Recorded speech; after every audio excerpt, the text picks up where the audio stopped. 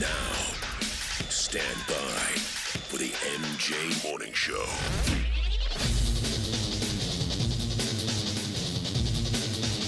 MJ Morning Show. Rock and roll. Showtime. See cleaning supplies on the sidewalk on the way into the studio this morning. You know, the toilet brush is gone. No toilet wand. I wonder how much time yesterday the toilet wand stayed on the sidewalk in front of the front door of our building before somebody picked it up. You know, I don't know. I wonder if it went right back to work. Gross. Could have used it as a back scratcher. That's just filthy sounding. An office park cleaning crew toilet scrub brush. I mean, that's got to be filthy, right? Yeah. All right, welcome, folks. MJ, Michelle, Fester. It's Wednesday, so Bailey, the non-intern, is in. Oh, I've got something for you this morning, Bailey. Hang on, let's see if your mic is working. Go ahead and talk. Hello. Yeah, there you go. So, Bailey is our show observer, not an intern. Right. Cannot be classified as an intern according to Beasley Legal. Okay. Also, Bailey is not permitted to speak on the air. Do you understand that? Yes. You're not allowed to be on the air. You sent me show prep last night. Ideas. You can't do that either. Got it. So Beasley Legal says you can't talk on the air. You can't do show prep. Again, this all stems from, I guess, the pre-Beasley CBS radio lawsuit where a couple of interns sued CBS for a whole bunch of money. And won. Because apparently they were sucked into some Triangle Waist shirt factory sweatshop deal or something. I don't know. I mean, That's a lot. So Bailey, who's here because a friend of mine in radio said, hey, my niece is a student at the University of Tampa, and she'd like to do an internship and see how the radio biz works. So I said, hey, Gary, absolutely. I'd love to have your niece in. And then I go to corporate. Oh no, we can't have interns. I'm like, listen, I'm doing this. I'm having an intern. Okay, we just can't call her an intern. Okay, fine. We'll just call her by her name, Bailey. Okay. There we go. Just getting rolling here on the MJ Morning Show. One of the biggest items, one of the biggest news stories for me in the last 24 hours is that FDOT yesterday announced that they're going to lower the speed on the Howard Franklin Bridge and also a stretch on 275 in Pinellas County where they're doing the road project, like 38th Ave, whatever. Yeah, where they're doing the construction. why would they do that? So they're lowering the speed in two spots. Most significantly is the Howard Franklin Bridge. The Howard, we're going back as far as speed goes because the Howard Franklin, and we'll get into this in much more detail later on, but the Howard Franklin Bridge, prior to all this new bridge construction, was running at what speed, Fester? 98 miles an hour. We stop, but that is incorrect. What do you think? What was it? 65? Yeah. So the Howard Franklin used to be 65 miles an hour. During construction, they lowered the speed to 60. So they knocked it down 5 miles an hour. Oh. Now we're hearing that the Howard Franklin Bridge is being lowered on Pearl Harbor Day, by the way. Oh, yeah. So on December 7th, I guess the late night hours, so that's this Sunday. They're going to change the signs overnight? Yeah, so overnight, I think ready for Monday morning. We'll get into this in more detail and maybe even take some calls on this. They're going to lower the speed to 25 miles an hour on the Howard Franklin Bridge. Wow, that's pretty dramatic. Yeah, no, I'm kidding. They're lowering it to 55. So That's pretty dramatic. all right, so it was 65, lowered to 60 for the construction, and now the speed on the Howard Franklin Bridge is going to be lowered to 55 miles an hour. Yeah, let's see how that works out. What did I say this morning? I was tooling along at 72, 73. I'm getting past, this is this morning, so yes, I'm admitting to breaking the law. So I'm doing 73, 72, 74 on the Howard Franklin Bridge this morning on the way in. I'm getting passed by cars doing 90, 95. So let's see what happens when they lower the speed to 55. Man, it is hot as crap in here. You know, the big selling point of this studio, That the AC worked well. and if you look, the little tail on the vent isn't moving. It's not moving at all. So it's steamy in here. What Yes. wait a minute. While they were building the studio, we would walk in here and it's an ice box. Yeah. I mean, this is ridiculous. Oh my This God, is what- not the bill of goods we were promised. Oh, no. I mean, well, listen, we're getting the studio in good shape from a technical standpoint. So the microphones, I think, are dialed in now. I think that I had Chris, the engineer. He came in for like the third time, fourth time live on the fly, and he was making adjustments to the microphones in the brand new studio. So Michelle and Fester's mics, they did not sound as beefy as my mic. So all the mics sound the same, which I don't know why we didn't do that in the first place. But so I'm happy with your microphone sounds now. A couple of things. The phone system kind of gave us trouble yesterday, but we think that Ryan, filling in for Andrew this week. Ryan, now you got to put phone calls in the ready mode and not the hold mode. Is that right? So we should be able to test out the phone system. Listen, the growing pains were expected, and listen, I got to be honest. I think we're further ahead than I thought we'd be. In the brand new studio. But I'm looking, every day's getting a little better in the learning curve and all the new equipment, because I don't want to occupy a portion of my brain thinking about the equipment and making sure everything works right, because that takes away devotion and dedication to the content of the show. Oh. You have some wise-ass comment No, to I make mean, regarding that? I've never heard you assign ratios to your brain capacity. Oh, there's here. right. Oh, yeah. Oh, Come yeah. on. Absolutely. I can't give this more attention because it'll compromise this over here. Well, Absolutely. listen, That's how he functions. I mean, that sounds like something that you would discover after like months of therapy, years of therapy. I compartmentalize. Listen, control the controllables. I'm just- So oh my don't- gosh, I say that all the time. Yeah, don't worry about things you can't control. Well, I have to be able to control the equipment in here to put on the show. That's a good point. All right. Thank you. All right. But the point is that coming into the new studio, still getting acclimated to all the new buttons and all the new procedures from a technical standpoint, that does siphon some of the brain power away from focusing on the content of the show. So, listen, I don't know if I'm uttering an apology, but if I've lacked a little bit in focus. We've all noticed. We've all noticed. It's so Michelle and I, observable. we were actually talking about it the other night. With your kids? Michelle and I. We had Would a your 8-year-old say, "Hey, I noticed MJ's got a little lack of focus on the show"? No, he said Michelle and I. Yeah, Michelle and I. We okay, had one of our, we had a very deep dive dissection of a couple of segments on the show, and she's like, he's really off his mark with that new studio. And I'm like, you know what? We should never have moved us. They should have kept us in that crap-ass studio and just made the AC better. He would have been fine. Stayed in that hellhole dumpster fire. If that old studio was 60 degrees, you'd be there for another 5 years and not complain. Would not complain. But it's getting better every day, where I'm able to just completely focus on content. And, it becomes like muscle memory in running the new equipment, the new board, all the new buttons and all the procedures to put phone calls on the air. But also, we still have a couple of glitches to work out.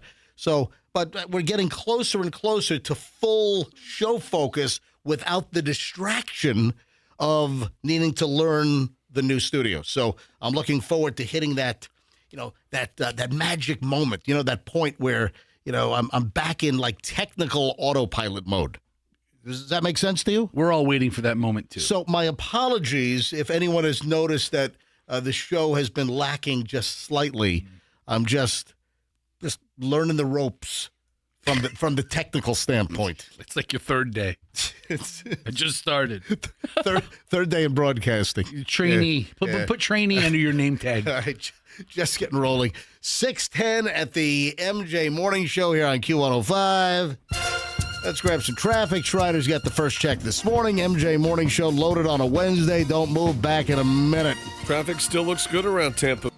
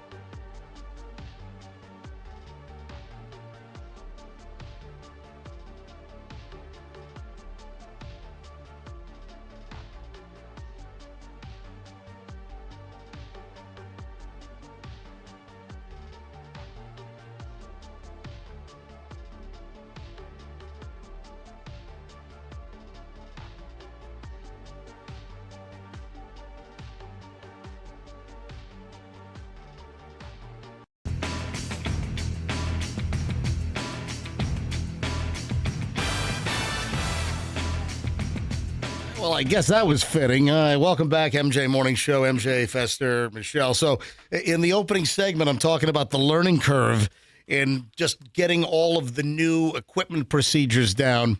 And then Fester starts getting phone calls and texts. And it's, hey, we think your intern's microphone is still on during the commercial breaks. So, Fester, your phone's...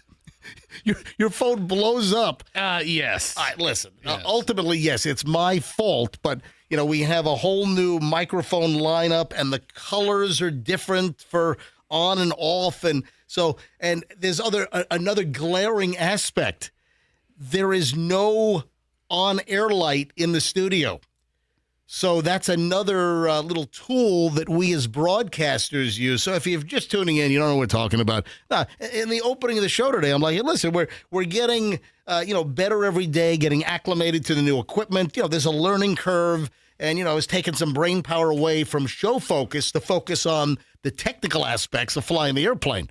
And I'm getting closer and closer every day to kind of mastering the new technical setup. However, apparently not mastered quite enough, because we had Bailey the intern on in the opening segment, and then when we went to commercial break, I left her microphone on. So yeah, it's wide open. So Fester's getting texts. Hey, a microphone's open. Hey, we think your intern's microphone is open.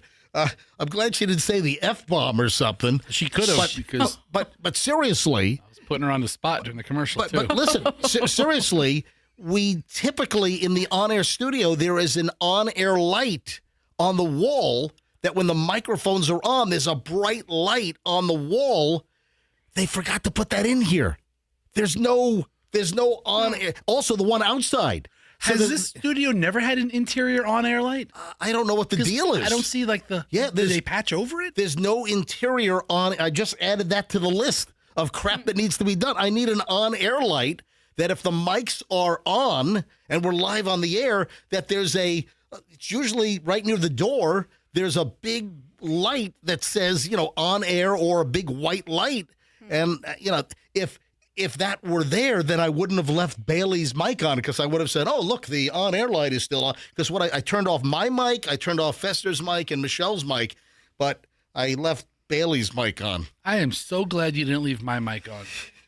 And guess one of the folks that called Fester, hey, MJ left a mic on. The first one to call Fester. The first one to call was? Hurricane, our dear friend. Yeah, Hurricane, formerly he was our tech exec. Yes. So Joey B, he was the content executive producer. Yes. And we have Hurricane was the technical executive producer. The content guy. Right, exactly. And we called him the tech exec. And he called Fester, hey, MJ left a microphone. Can you close the door, please? It's 1,000 degrees in here. It's a blast furnace. But it's not you, Rich. Don't worry about it. I'm hearing people talking in the hallway. That's their right. It's a hallway. They can talk. It's not their fault that this I don't want to hear people talking outside our door on the air. I already had the intern's mic on during the freaking commercial break. All right. I don't want to do a morning show in a sauna. Let me call Hurricane. We haven't had Hurricane on in a while. I'm gonna get like a white towel and just sit here. A towel. We should all come just dressed for a sauna tomorrow. It's a great idea, Meech. And I'm calling Hurricane. Let's see if the phone system's working today. Towels only? Towels only. All right. Hang on. Oh, the damn phone is still speaking French. All right, so now I'm dialing. I got to wait for the French lady to stop talking, and then it should dial Hurricane, but it doesn't ring. Hurricane, are you there? Hello? Yeah, so... I've been using telephones the majority of my life. I've never had a French voice pop up. That is so weird. Hurricane, are you there? I don't... Just hung up. So, again, our phone system is not working. Let me try it one more time. Again, folks, this is the learning curve.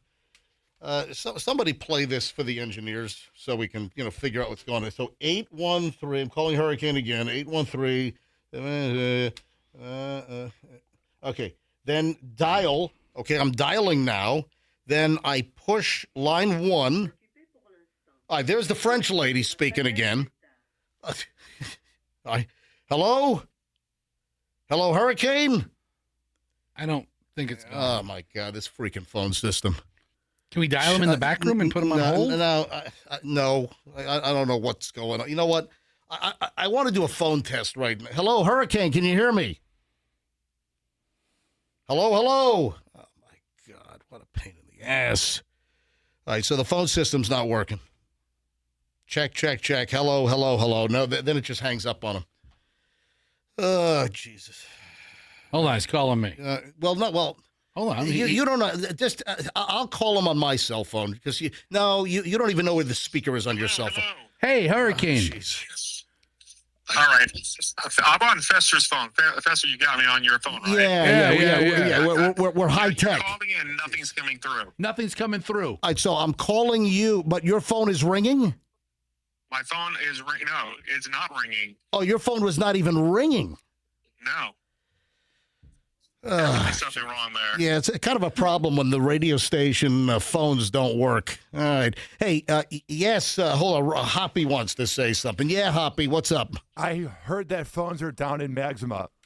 So I'm not sure what you said, but I think you said one of our sister stations has the phone system out as well. Oh, my God. We were warned about this, MJ. We were warned about the sketchy phone system. Man. So you're hearing that you know what? So Hurricane, let me ask you a question because then I got to do a phone test. Yeah, this is what I really want to do on the air. All right, so Hurricane, could you hear what the intern was saying when I left her microphone on, or was it just mumble? It was, no, I can barely hear what she had to say. It was almost like she said something, I recognized it was a girl, and that's the most of it. I Okay. could not tell All right. what was being said. Because she said some very inappropriate things, which could have been. I'm sure she did. Yeah, she's got a foul trucker's mouth. Yeah. So, all right, Hurricane. Exactly. Hurricane, how you doing these days? All right. I'm surviving. Yeah, I'm all right. All right, buddy. I'll talk to you soon. Thank you for letting Fester know that I left the intern's mic open. No problem. Hey, it happens. Okay? All right. I get that. All right. Thanks, man. Hurricane, he's not going to All talk right. to you soon. All right. Yes, I will. I talked to Hurricane like a week ago. Too funny. With some private matters. All right. So. Turns out now that me leaving Bailey, the intern's mic open for a little bit during the commercial break, that's the least of our worries. Folks, I need to do a phone test now. Are our phones working? I need you to buzz us right now. 800-990-1047. I want to do a phone test to see if the phones are working, because we're hearing that other radio stations' phones in the building on the new system that we just went to, that their phones are not working. 800-990-1047. 800-990-1047. So if you can dial us right now, I'm looking for you, the MJ Morning Show listener, to help us out with a phone test to see if the phones are working.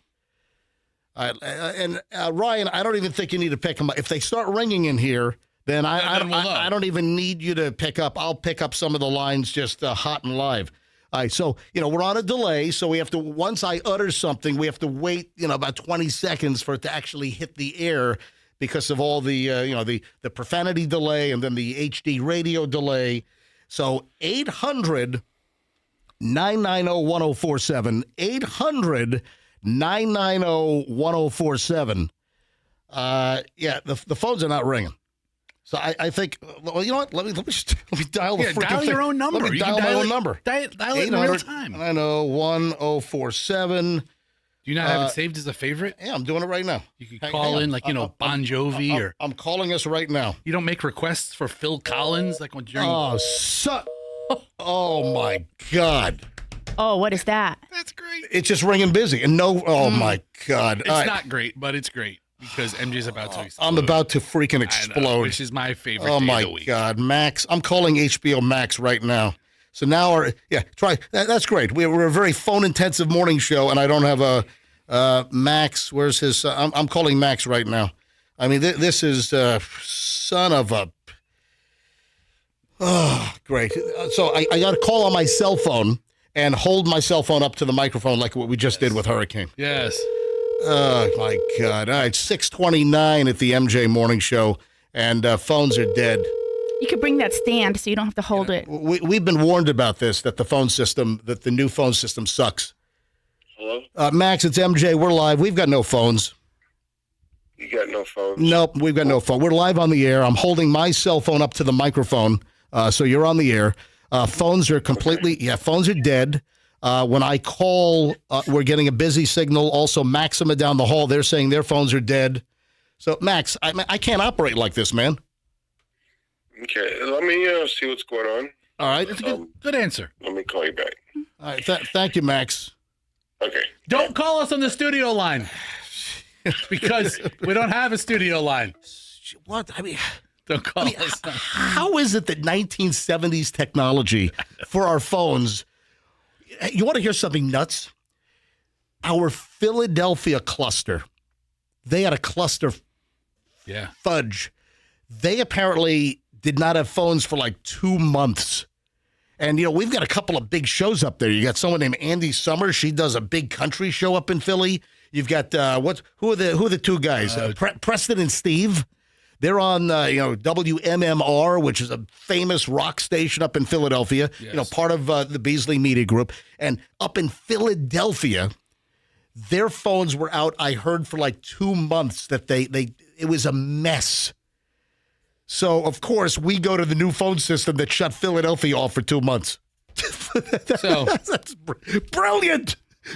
Brilliant broadcasting. In fact, let's rename the company Brilliant Broadcasting. we already have the B. We can still use the B symbol. Still use the B.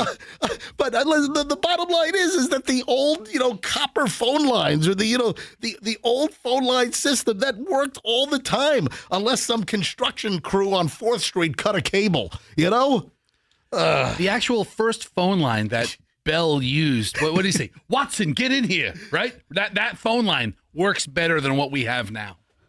Yes, I wish we had that technology. Right? Dude, 2 Dixie cups with a string works better than what we have right now.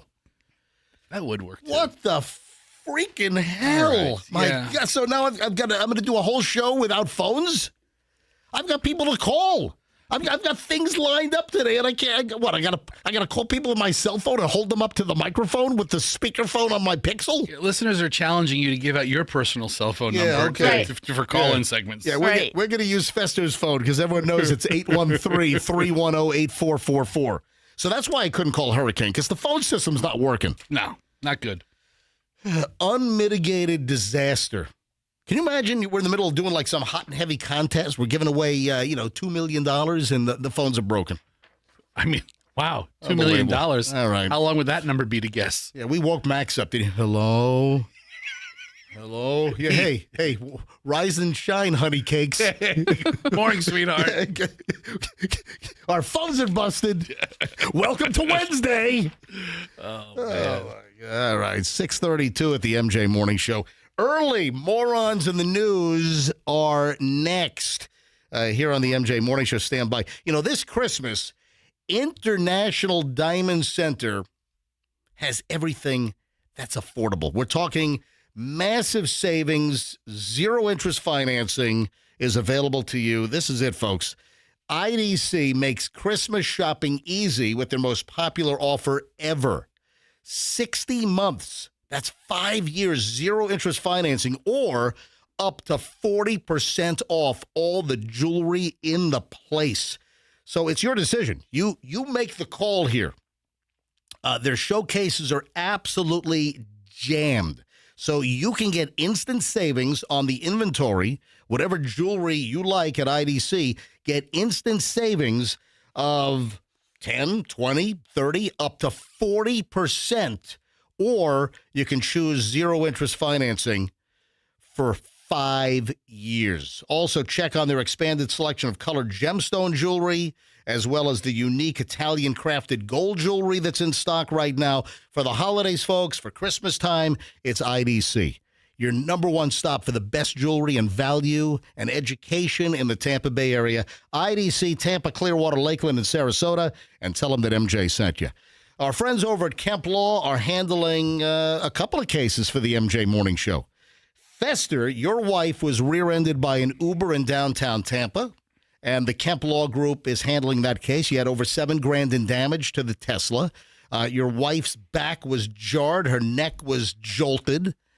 That's what happens when an Uber slams into you at, what'd they say, 30-something miles an hour? That's the estimate, yeah. I mean, try, do a test later on.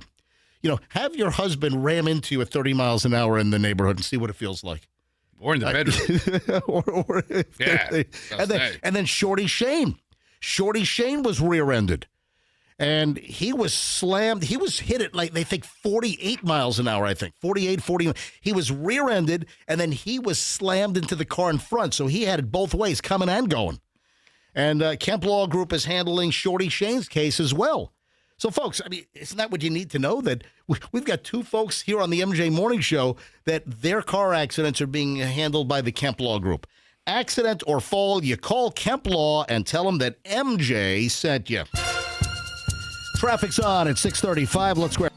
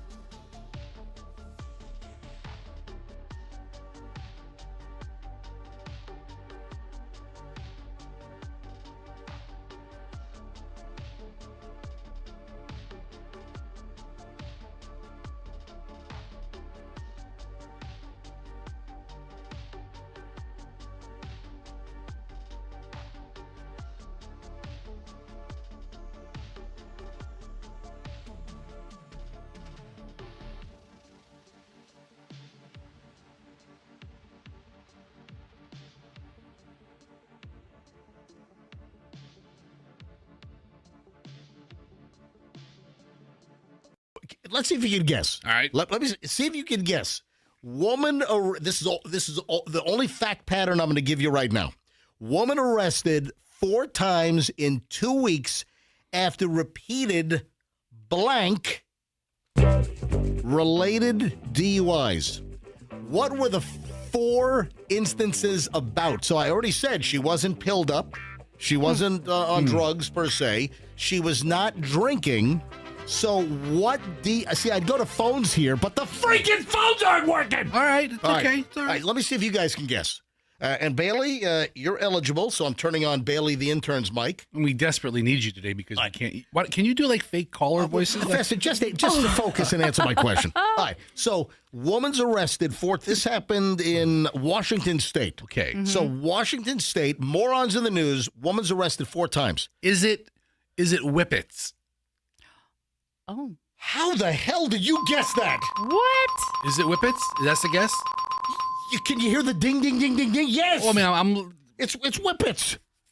okay. Whip Really? it good. Whip it real good. Okay. Da-da-da-da-da. Whip it good. Whip it good. Whip it real good. Da-da-da-da-da. Da-da-da-da-da. I'm trying to think what people use to get high that's not alcohol. Right. Then you said or drugs because I might have is she injecting heroin between her toes? But no, that's falling into the drug category. yes, so it that is. eliminated a large portion of my joke guesses. And then whippets is like the funniest way to get high. I mean, really. This is Washington State, a Pierce County woman who deputies say was involved in 4 whippet-related DUI incidents in less than 2 weeks, was arrested last week on 2 $50,000 warrants. Deputies said the first case was reported November 12th around 1 p.m. when a witness saw the woman sitting in her vehicle inhaling nitrous oxide, commonly referred to as whippets, little canisters.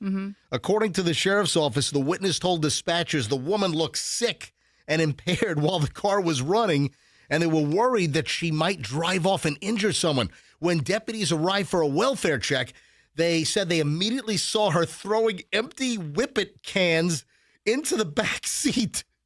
Deputies also noted that she was nude from the waist down. Oh. My God, you're in public, you're doing whippets, and you're naked from the waist down?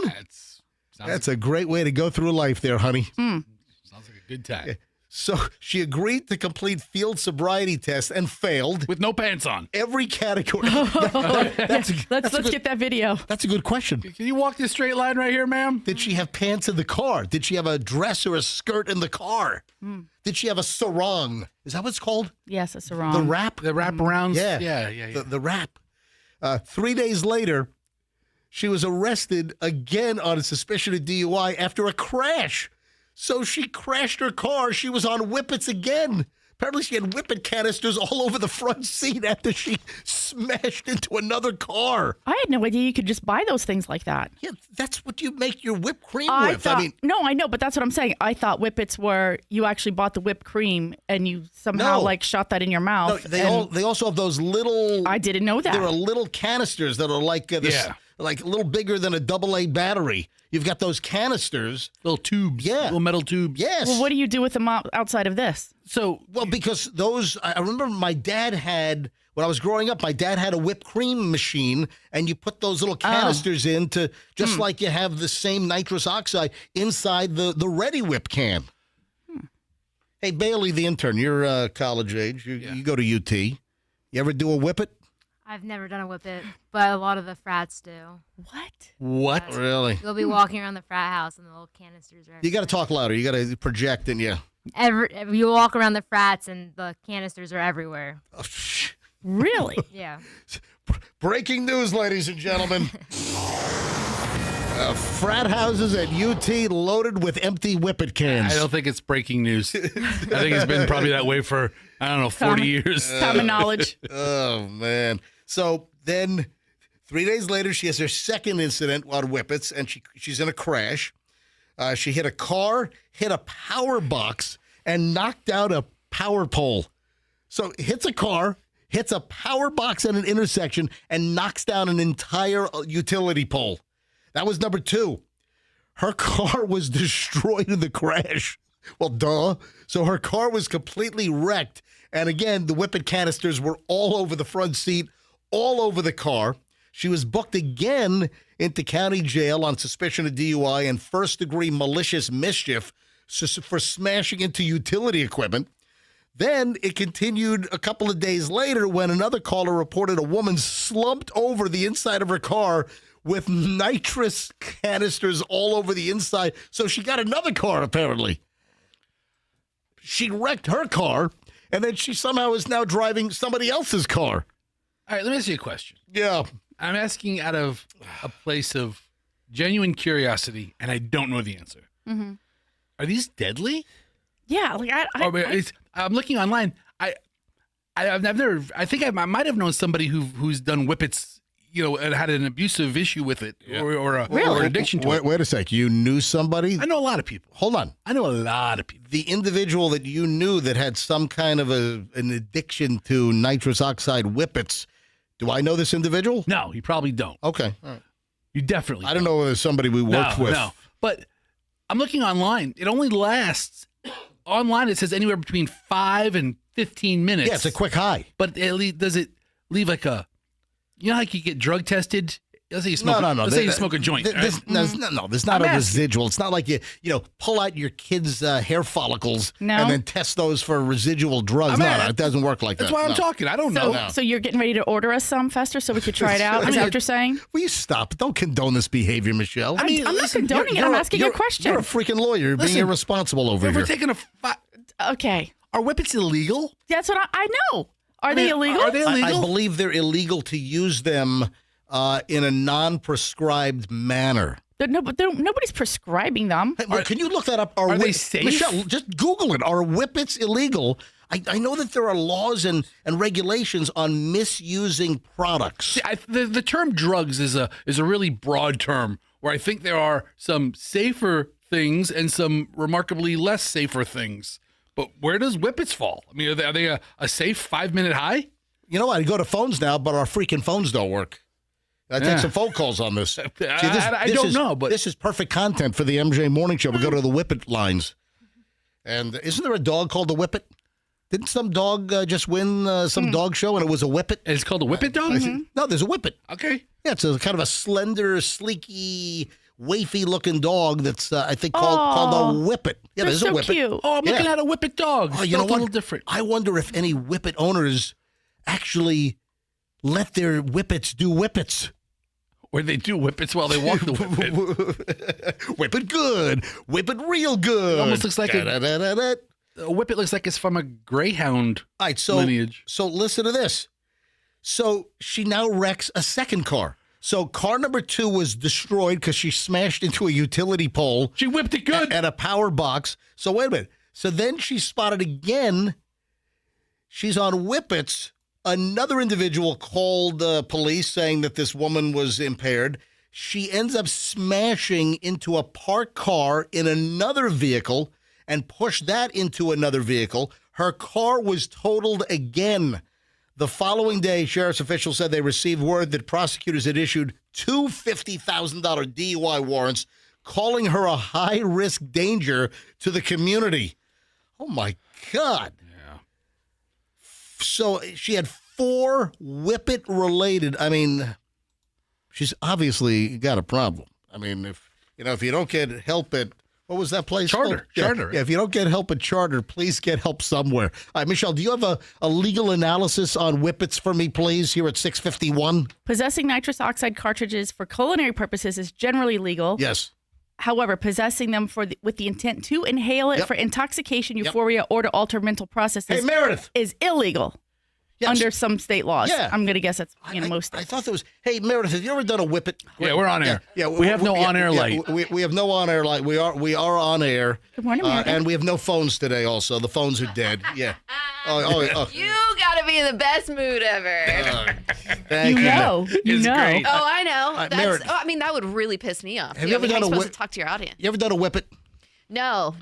Okay, I'm just checking out because we had a lady that was. Do I look like I would just go do a whippet? Okay, hold on, Meredith. From what I'm looking at, it looks like a moderately safe 5-minute high. Fester, stop it! Don't say. What's the matter with you? Don't say that. It doesn't linger in your system. Don't condone any. What is wrong with you? I'm not condoning. We're talking about. It eats your brain, right? Yeah, it does. Does it really? Yes. Wasn't there a woman off of the intervention show? She was like walking on sunshine, and she would do whippets in her car. I'm sure she was. Yeah, I remember that. Yes, she was like blitzed out of her. Woo! I mean, you can't do 100 of them. What's prompting this is that we have a morons of the news story. Woman busted 4 whippet incidents in like 2 weeks. That's not enough. Yeah. And she destroyed 2 cars, ran into a utility pole, power box. Where? This is in Washington State. Okay, all right. That's crazy. That's why we're having whippet talk. I can buy a box of 50 of them from Home Depot for $40. Is it the cleaner for your keyboard? Isn't that what that is? So aerosol propellant. That's the propellant. Oh. Yeah, the propellant is the nitrous oxide. Got so you. The propellant is used for whipped cream canisters, like Ready right. Whip. Yeah. Or, the air cans, I believe, also have the... So you just huff them? I mean, yeah.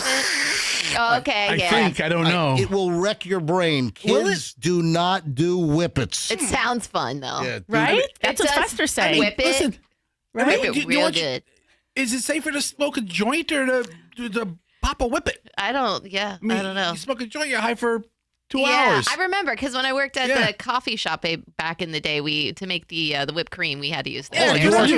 You worked at a coffee shop like you were on Friends? You wouldn't know the name. It's called Starbucks. And I used to be a fabulous barista. I was working in a grocery store called Albertsons for all my millennials back in the day. And then they decided to open up their own Starbucks in there. And they needed somebody that was like a little younger that could actually run the store and pass out samples. Yeah, we just need like some that. hot blonde, Walking around here. With You want these samples? That's right. tight pants and a tight shirt on. Yeah, we do, Mayor. Yeah. That's right. Meredith, thanks for popping in. No whippets at Starbucks, though. All right, so guys. folks, do not do whippets. Also, don't smoke crack. All right, that's right. All right, that's great advice. See, like crack is a dangerous drug in my book. Don't smoke crack. All right, 6. We only got to one morons in the news story today. All right, 6:54. I've got additional. I might decide to continue some morons in the news. I've got really, really good stuff, so I might decide to continue. 7 o'clock hour is next here on the MJ Morning Show on Q105, 104.7 FM. Hey, my good friends over at Zero Res have an awesome December special right now. Listen to what's going on at Zero Res. How about getting your rooms cleaned for just $40 a room? And if you book at least 3 room carpet cleanings with Zero Res during December, they will do an entire staircase for $1. $1. Carpeted staircases, folks, those get high traffic, and a lot of times they get dirty. So now, great offer. Get rooms cleaned for $40 a room, and if you have at least 3 rooms cleaned, they'll do that staircase virtually free for $1. I mean, this is a no-brainer, folks. When you want your house to be in great shape, you call Zero Res. They've got the ZR water process. That's what you want. You don't want the chemical soaps and residue that the other companies leave. That's why you want Zero Res to do your carpets. ZeroResTampaBay.com. That's ZeroResTampaBay.com. Always tell them that MJ sent you. Simple as that. Your air conditioning is your best friend, or you hate it. It's kind of like the phone system around here. Maybe I can call Plan B Air Conditioning to fix our freaking phone system, Fester. What do you think? I think they do a better job than the company we have. I think you're right. Hey, Kenny. Come on down, Kenny. Hey, Kenny. We need you. Hey, Kenny, what do you know about fixing radio station broadcast phone systems? Let me take a look. You can't hurt anything. I want you to install the new Daikin phone system. Please. All right? That's what I want you to do. So listen, I'm a Plan B customer. My home has several air conditioning zones. One of my zones, crapped out. Out of warranty. It was like 11, 12 years old. It would have been just ridiculously expensive to put all these parts in. So, I replaced an old Carrier system with a Daikin. And Daikin is the #1 manufacturer of air conditioners in the world. They're South Korean. It's a solid product. And my Daikin is working very well inside my home. Now, ultimately, I think I'm going to be converting all of my units over to Daikin. And Plan B Air Conditioning can put a new Daikin system in at a great price. Or if you need service, if your AC is broken, you want an honest company, it's Plan B Air Conditioning. Mention me, MJ. They'll give you 10% off. Little instant radio coupon right now. It's planbairconditioning.com and tell them that MJ sent you. Traffic's on. Time at 6:57. Let's grab Shriner MJ Morning Show back in minutes.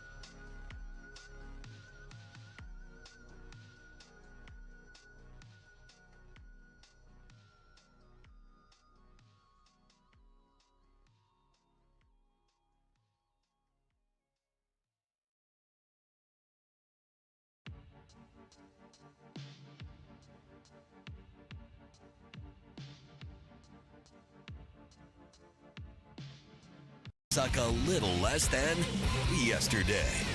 This is the MJ Morning Show on Q105, 104.7 FM.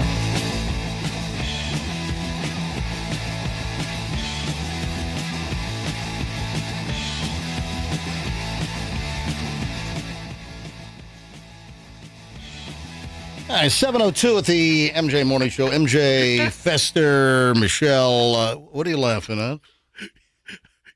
You shouted the time, and I don't think any of us were ready for that. That's what I'm laughing at. I'm just coming back from a freaking commercial. Yeah, break. What do you want, Whippets? What is wrong with you? I wish I was on Whippets. So somebody sent me the negative effects of Whippets. Yeah. And I have half of these already.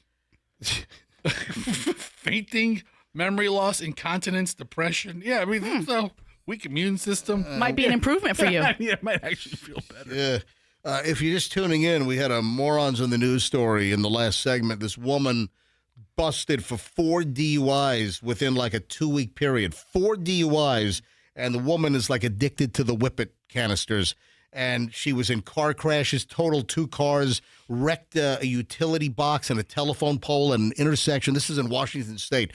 4 Whippet-related DUIs. So you're getting texts on this, and a cop buddy of mine, right, TPD officer that I know, he sent me, let's see, this is, I guess, the Florida statute. Oh, great. Yeah, 2025 Florida statutes. This is 877.111, and it's the inhalation, ingestion, possession, sale, purchase, or transfer of harmful chemical substance penalties.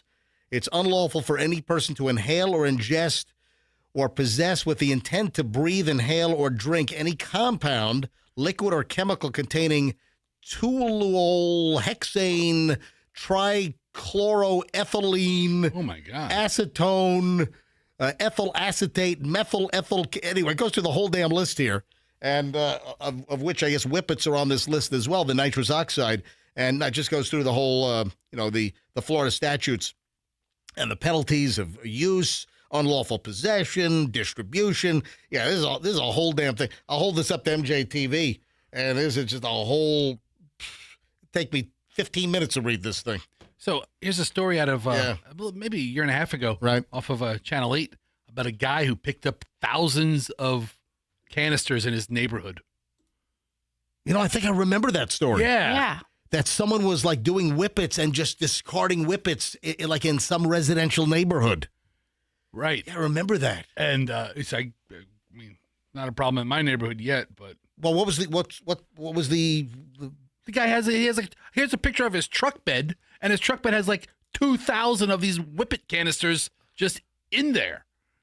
He's like, his neighborhood is completely littered with them. Hold on, let me look at the story. So this is a Channel 8 story. It's from a while ago. From February of 2024, and the headline is, "It's a mystery. Thousands of nitrous oxide canisters littered around Hillsborough neighborhood." It's not a mystery. Yeah. People are getting high in your neighborhood. But this guy's got a truck bed of his pickup truck filled with empty canisters. The first time he noticed the shiny metallic container about the size of his pinky finger on the ground outside his neighborhood, Paul Hauk had no idea what he was looking at. "I just thought this is a new dimension of littering." That was about 2 years ago. In the time since, Hauk said he's picked up over 2,000 nitrous oxide canisters, mostly around his neighborhood near the intersection of Racetrack and Twin Branch Acres Road, close to the boundary of Hillsborough and Pinellas. Yeah, it's right near, Racetrack Road. That's a real popular area for Whippets. Right, old county line. We ought to get a hold of Mr. Hauk. Has the Whippet dumping, has that ceased? Or is it still a rampant problem? I don't know. Poor guy. Unbelievable. All right. Speaking of like drugs and drug usage, I had an item in yesterday's pile I didn't get to, and I think it kind of works out well. Did you forget? Did you take a Whippet? No. This is about chronic pot smoking. Oh. Chronic pot smokers warn scromiting is worse than childbirth. Have you ever heard the term scromiting? No. SCROM Scromiting. I've never heard that term. Scromiting, or the screaming and vomiting brought on by chronic cannabis use, is worse than childbirth, according to social media users that are posting videos on scromiting. Oh. Some of the worst physical pain I've ever experienced in my life. Is it scream and vomiting put together? I said that. I just said that 2 seconds ago. I was too busy looking it up. All right. Yeah. Listen, I'm guilty of that sometimes as well. Yeah. So screaming and vomiting. Yes, that's where you get scromiting, is you're screaming and vomiting at the same time. Is that a portmanteau? A what? The word, like when you take 2 words and make it one? A portmanteau is spelled the same way forwards and backwards, like race car. No, that's a palindrome. Oh. What is it called when you take 2 words and make a new word? I don't know. Yeah, well, there's something. I wish my damn ELA teacher would call in right now. So I'm just trying to figure this out. So scromiting, is it like like that? You screamed over the vomit. I'm trying to get the right mix, okay? It's a new control console. You gotta work it out. It's a new board. I go to phones on scromiting, but our phones don't work. It is a portmanteau. Oh, it is? When you take 2 words and combine it into one. Thank you, Bailey. All right. I thought portmanteau was something in Charlotte County. I thought portmanteau. I live just south of Venice, near Portmanteau. Not Portmanatee. Portmanteau.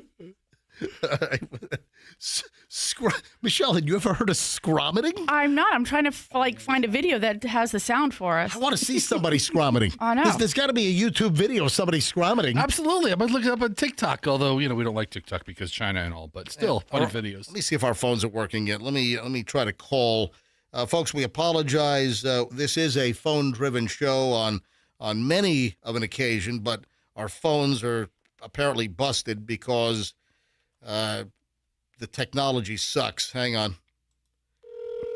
Oh, wait a second. It's ringing. All right, the phone is ringing now, but it's not ringing. It's not ringing on. So it's actually ringing, but it's not ringing in the on the board. It's not ringing on the phone. So, oh, jeez.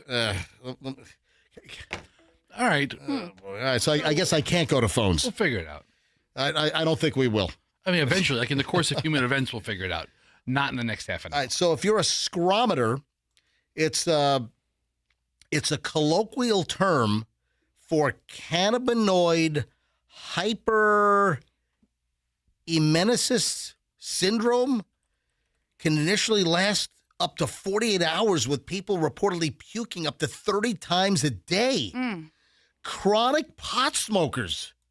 I've never heard of this. I wonder if, we know somebody. I wonder if they have scromiting. Listen, I've known a couple people who, they chief up so much they have their own tribe, if you know what I mean. And wait a minute. Getting high constantly is called chiefing it up? You never heard that before? No. Have you ever heard that before? Maybe it's... You said that yesterday, and I was like, chiefing up. Chiefing up, yeah. Anyway, I've never heard of this side effect before. I mean, it's one thing to choke at that moment. Scromiting.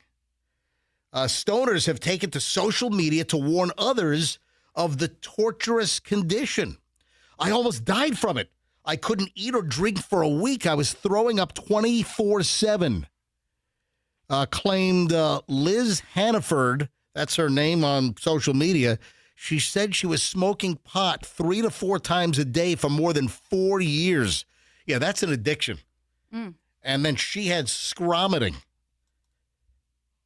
I've never heard that term before. And she said, that's why I'm doing the story, because I do stuff that fascinates me on the show. Or repels. Scromiting.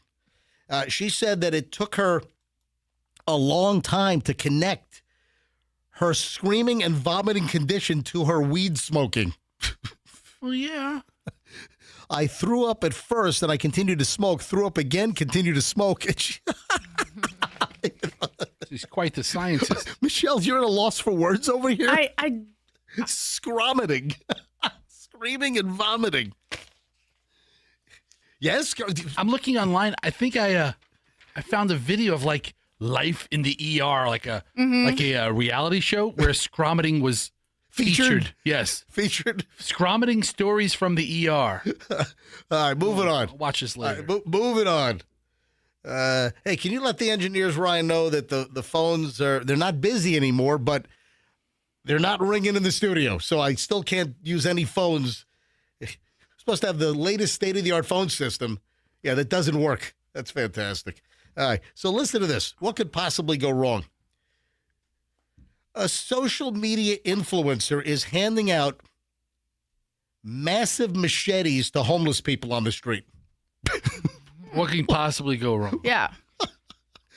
A social media influencer is handing out 18-inch machetes as well as alcohol to homeless people. They've already done it in Austin, Texas, and New Orleans. What? Keith Castillo, who goes by the name POV Wolfie, posted video on Thanksgiving of him handing out booze and 18-inch machetes to homeless people on the streets of New Orleans and Austin, Texas. And now he's going to expand apparently to New York City. Fantastic. What the? Like, for what purpose? I mean, does the story tell you, like, why machetes and not, I don't know. How about blow torches? Right, exactly. How about Grim Reaper sickles? Right. Chainsaws. So he's on video, and he's like just walking around, and he's saying, hey, you want to hit it? Play. 3, 2, 1. Many people are looking to help those in need during the holiday season, but that's the opposite of one social media influencer, what he's looking to do. Good evening. Thank you for joining us. I'm Dana Wagner on this Monday night. So videos posted by a social media user, POV Wolfie, appear to show someone handing out alcohol to people on the streets with the caption, keeping the homeless in the streets. Other videos show what appears to be that same man handing out machetes. POV Wolfie has indicated that Las Vegas is next on his list of cities to visit.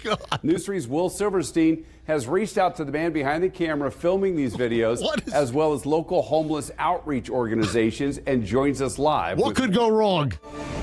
Live. Dana, no response from that person who's believed to be behind this social media account. And like you mentioned, according to the New York Post, Las Vegas on a list of cities for this person to visit next. Take a listen to what these Las Vegas homeless outreach leaders think of that. Oh, yeah. That is 100% inappropriate. And terrible. That is Vegas Stronger Dave Marlin reacting to a video of a person appearing to hand out machetes and alcohol to people on the streets. Marlin, a veteran of the Las Vegas homeless outreach community, appalled by the visuals. That looked like a horrible clickbait antic that he was engaging in. Social media account POV Wolfie has posted several videos of people appearing to be homeless receiving gifts from a person, the vast majority featuring items like cigarettes, alcohol, and machetes. Here he is handing out machetes. So I know, I saw the video.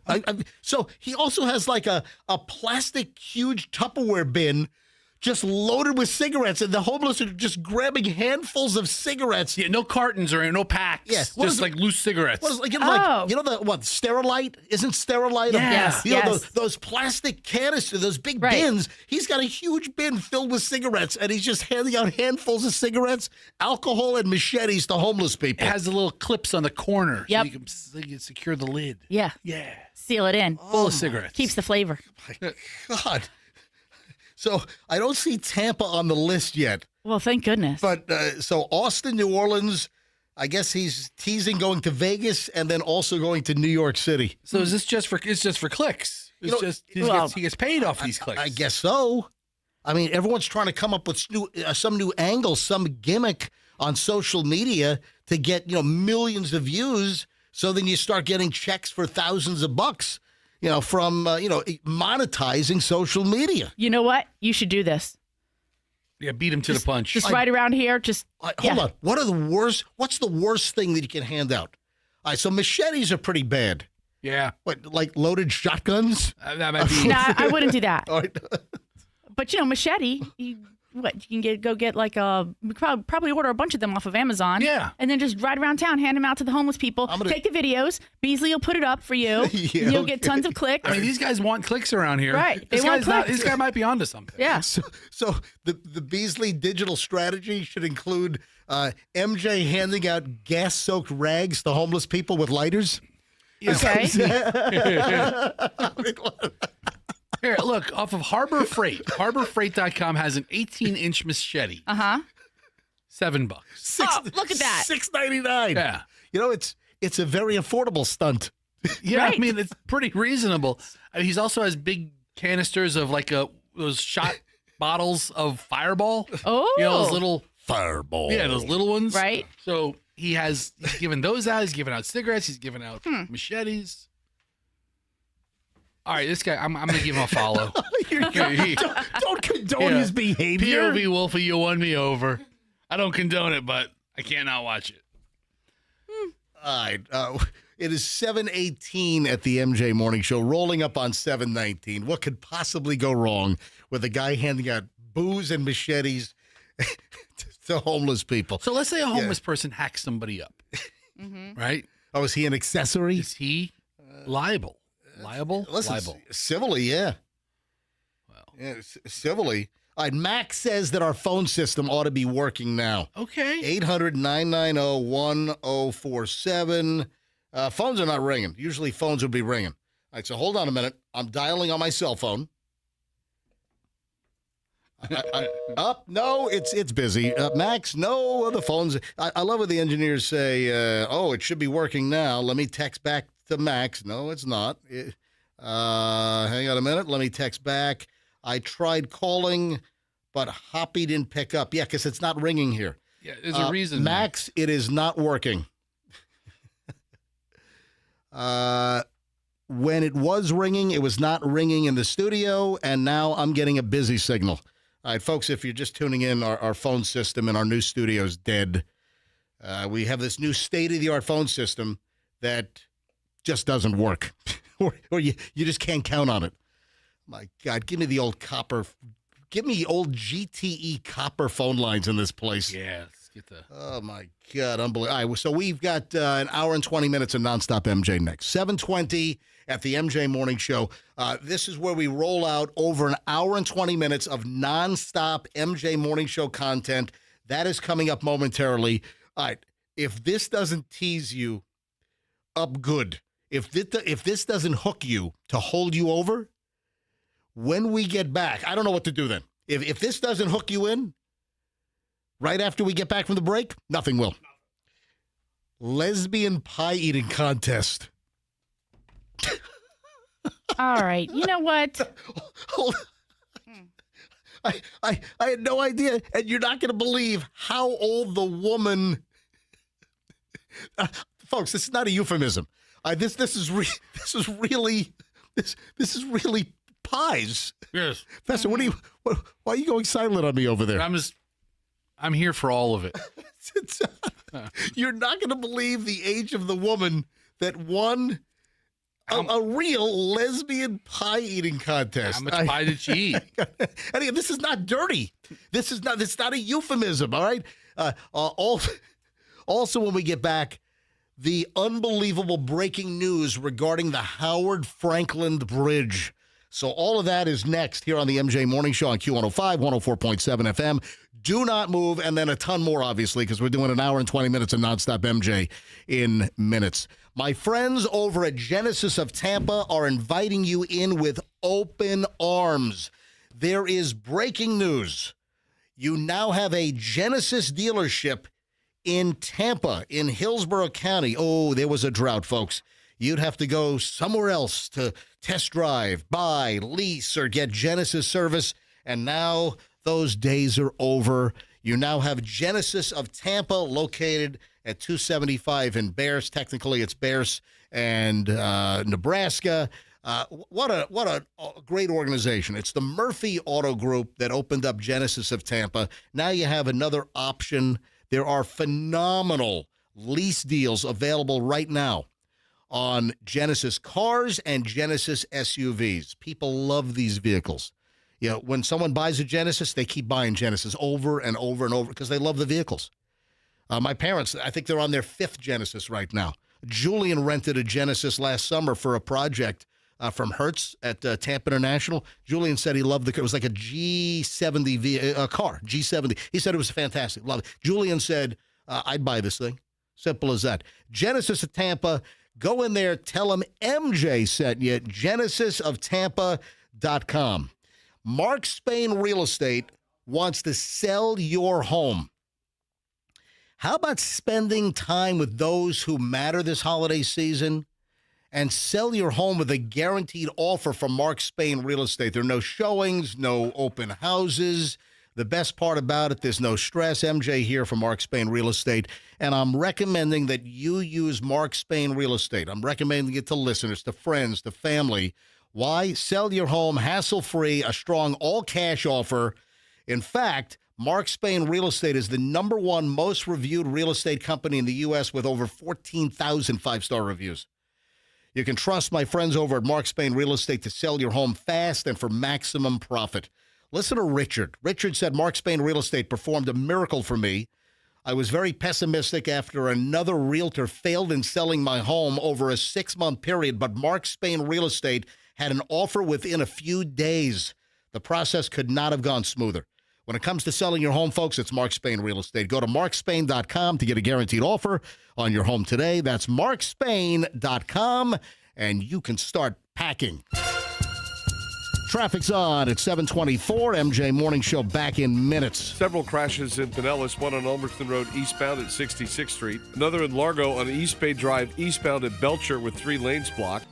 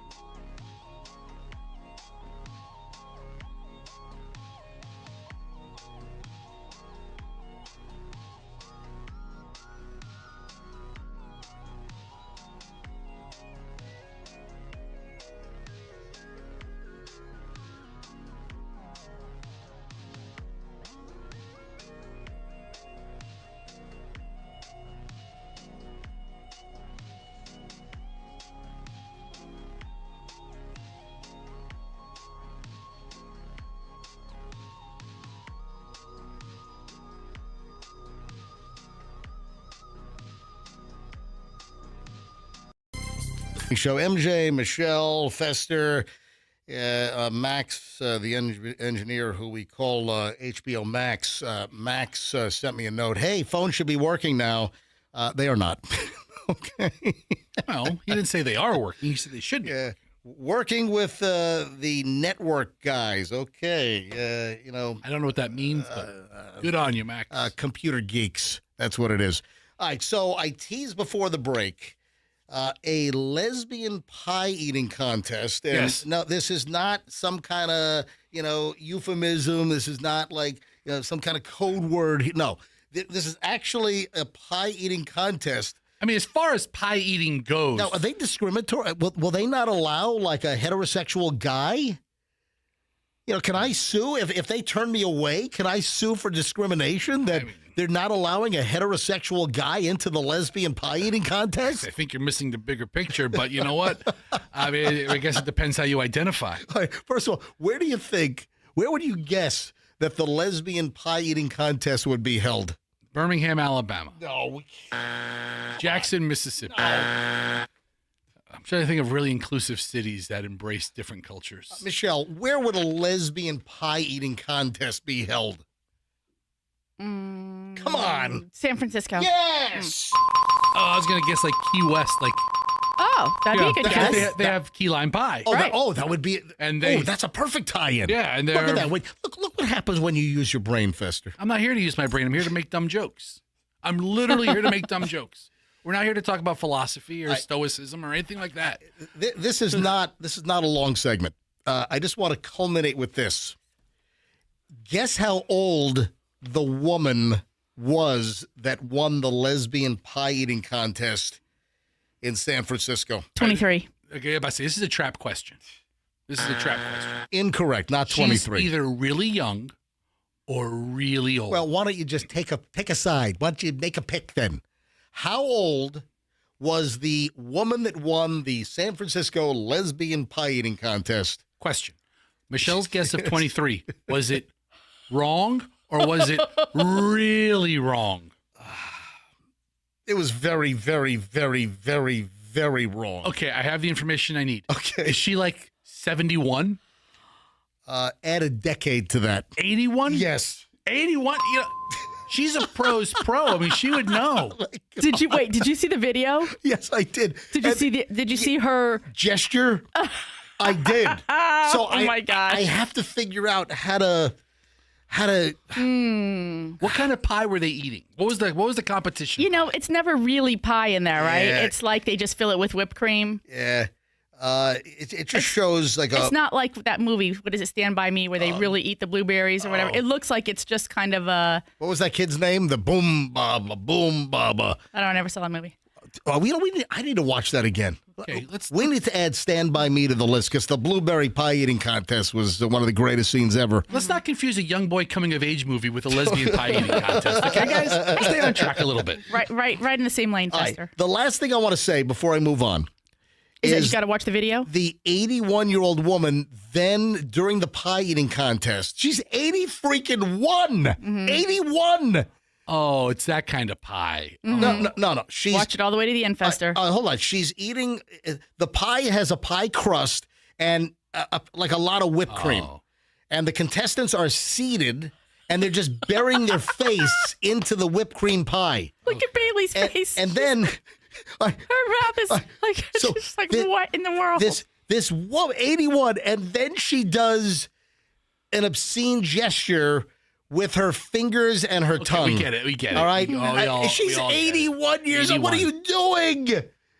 81-year-old. Anyway, so the lesbian pie eating. How many did she eat? I mean, in her life, probably thousands. I don't know. Hey, Fester, have you warned your kids about the TikTok door kick-in challenge that we've been talking about on this show now for 2-3 years? No. We haven't specifically talked about that. We have talked about not eating Tide Pods. Oh. Okay. Yes. All right. But, have you talked to your kids about not doing like the blackout challenge or any of the other stupid internet or social media video-based stunts that are hurting kids or killing kids? Have you had any of these conversations with your chillins or are you an absent father? We're gonna let the street teach them. You're gonna learn some lessons on the street, kids. The reason why I asked this is because another one of these, popped up, and we've mentioned these again periodically over a couple of years, and these stupid social media challenges. One was trying to run through people's fences. Full blast. You run into a backyard fence, destroying the fence. That was the Kool-Aid challenge. Yeah, you're supposed to yell, yeah. "Oh yeah!" after you knock down the fence. Kool-Aid. Yeah. Oh yeah. And then you smash into the fence. Well, the door kick-in challenge, and this has happened locally, many times. It's happened in Hillsborough. It's happened in Pinellas. It's happened in Polk County. I remember Grady Judd. He had a whole press conference about it. He did. It's like, hey, you want to get shot dead? Go ahead and try to kick someone's door in at 11 o'clock at night. Well, the reason why I'm bringing this up is it happened again. This is up in St. Johns County. That's near Jacksonville? Yeah. St. John's up in the northeast portion of the state, right? That feels right, yeah. Yeah, so a couple of kids have been busted. Resident's door was kicked in, and then the resident runs out of the house with a gun. And again, listen, these kids could get shot. I mean, the door kick-in challenge, the latest now out of St. Johns County. So how old were the kids? Without identifying them, because they, a lot of times they don't want to identify the kids because of blah, blah, blah. Yeah, these were teenagers. Give you some of the details here. Teens arrested for doing the door kick-in challenge. This might sound naive. It's teens. So all right. Listen, it's typically like 16, 17? No, it's usually a 13, 14, 15. That seems to be the range from my prior knowledge of these door kick-in challenges. Does this seem like something more prone to boys?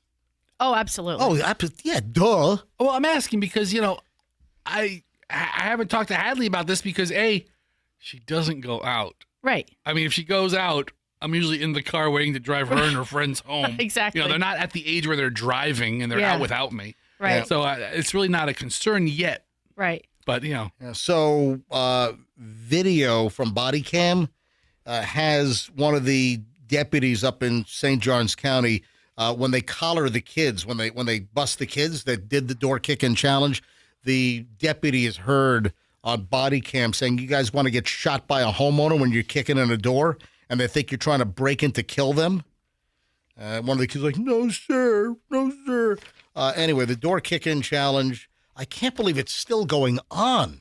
These stupid challenges. We've been talking about this for 2 or 3 years now, and they're still doing this.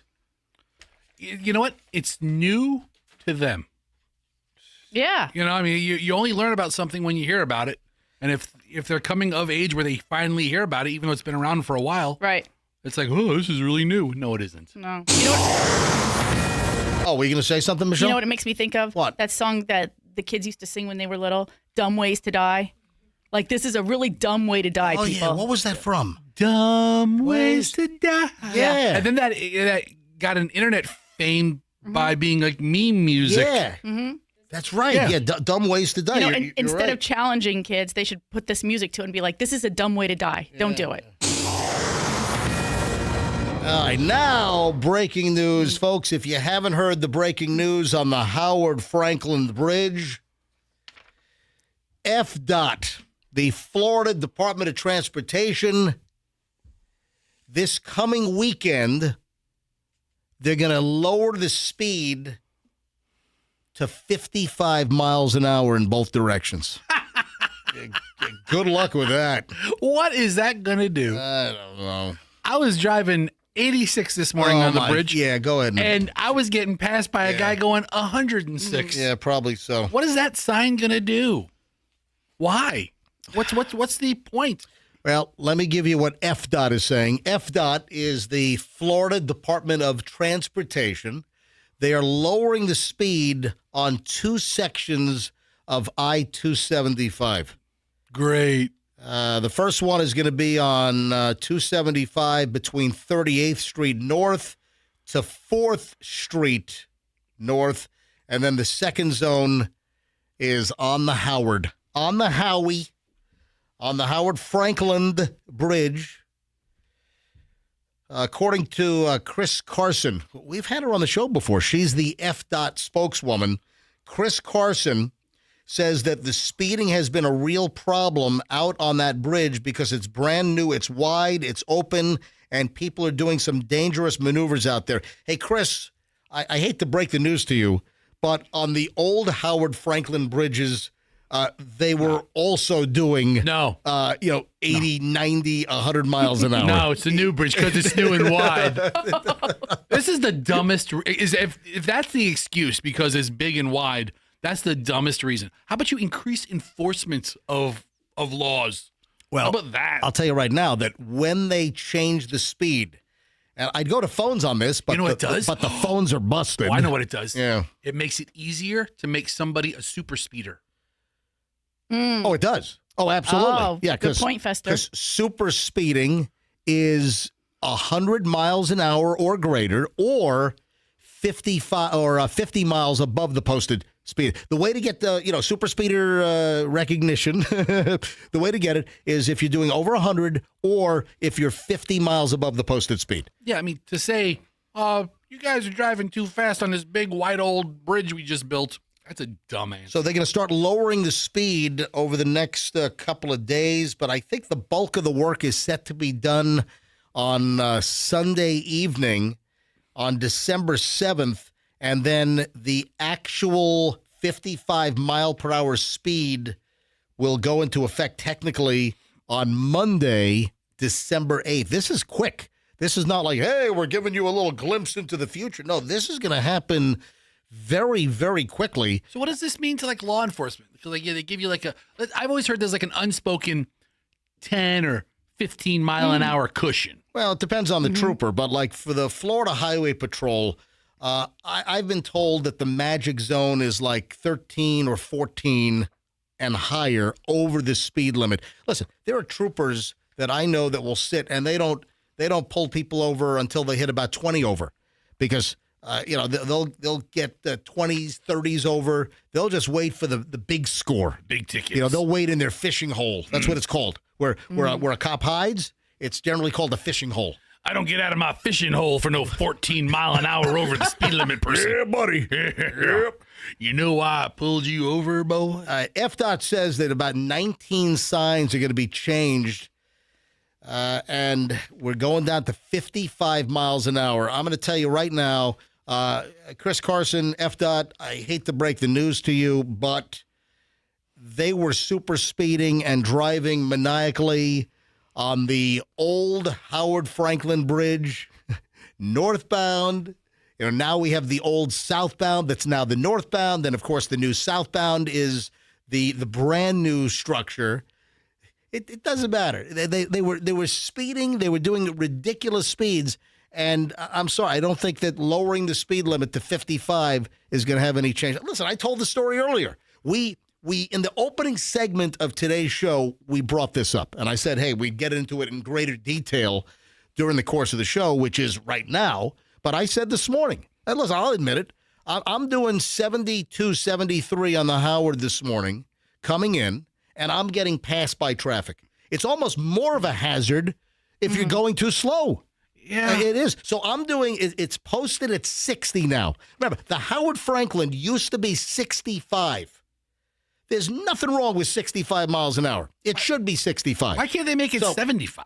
All right, so it's wide open. Well, let's go, boys. Because there's U.S. Department of Transportation population calculations on how big a population is and what the speed limit can be. Nobody lives on the bridge. Listen, the population is 0 on the bridge. All right. On the bridge. All right, thank you, Fester. Okay, I mean, duh. All right, so the Howard Franklin speed used to be 65 miles an hour. When they started the construction, they dropped it to 60. And now the construction is, coming to a completion. I think they're going to have all the high-speed HOV lanes on the bridge. Those will be opened up, I think, in the spring in 26. But here you make the bridge, better. It's improved. It's safer. And we're lowering the speed limit to the lowest that it's been in, 30 years or whatever. If you really want to slow down people on the bridge, put speed bumps. Oh, yeah. They were serious about this. Yeah. Absolutely. That's their logic. Put speed humps. Not crazy hard ones, just big whoa. So you can go airborne. Yeah. You can go airborne.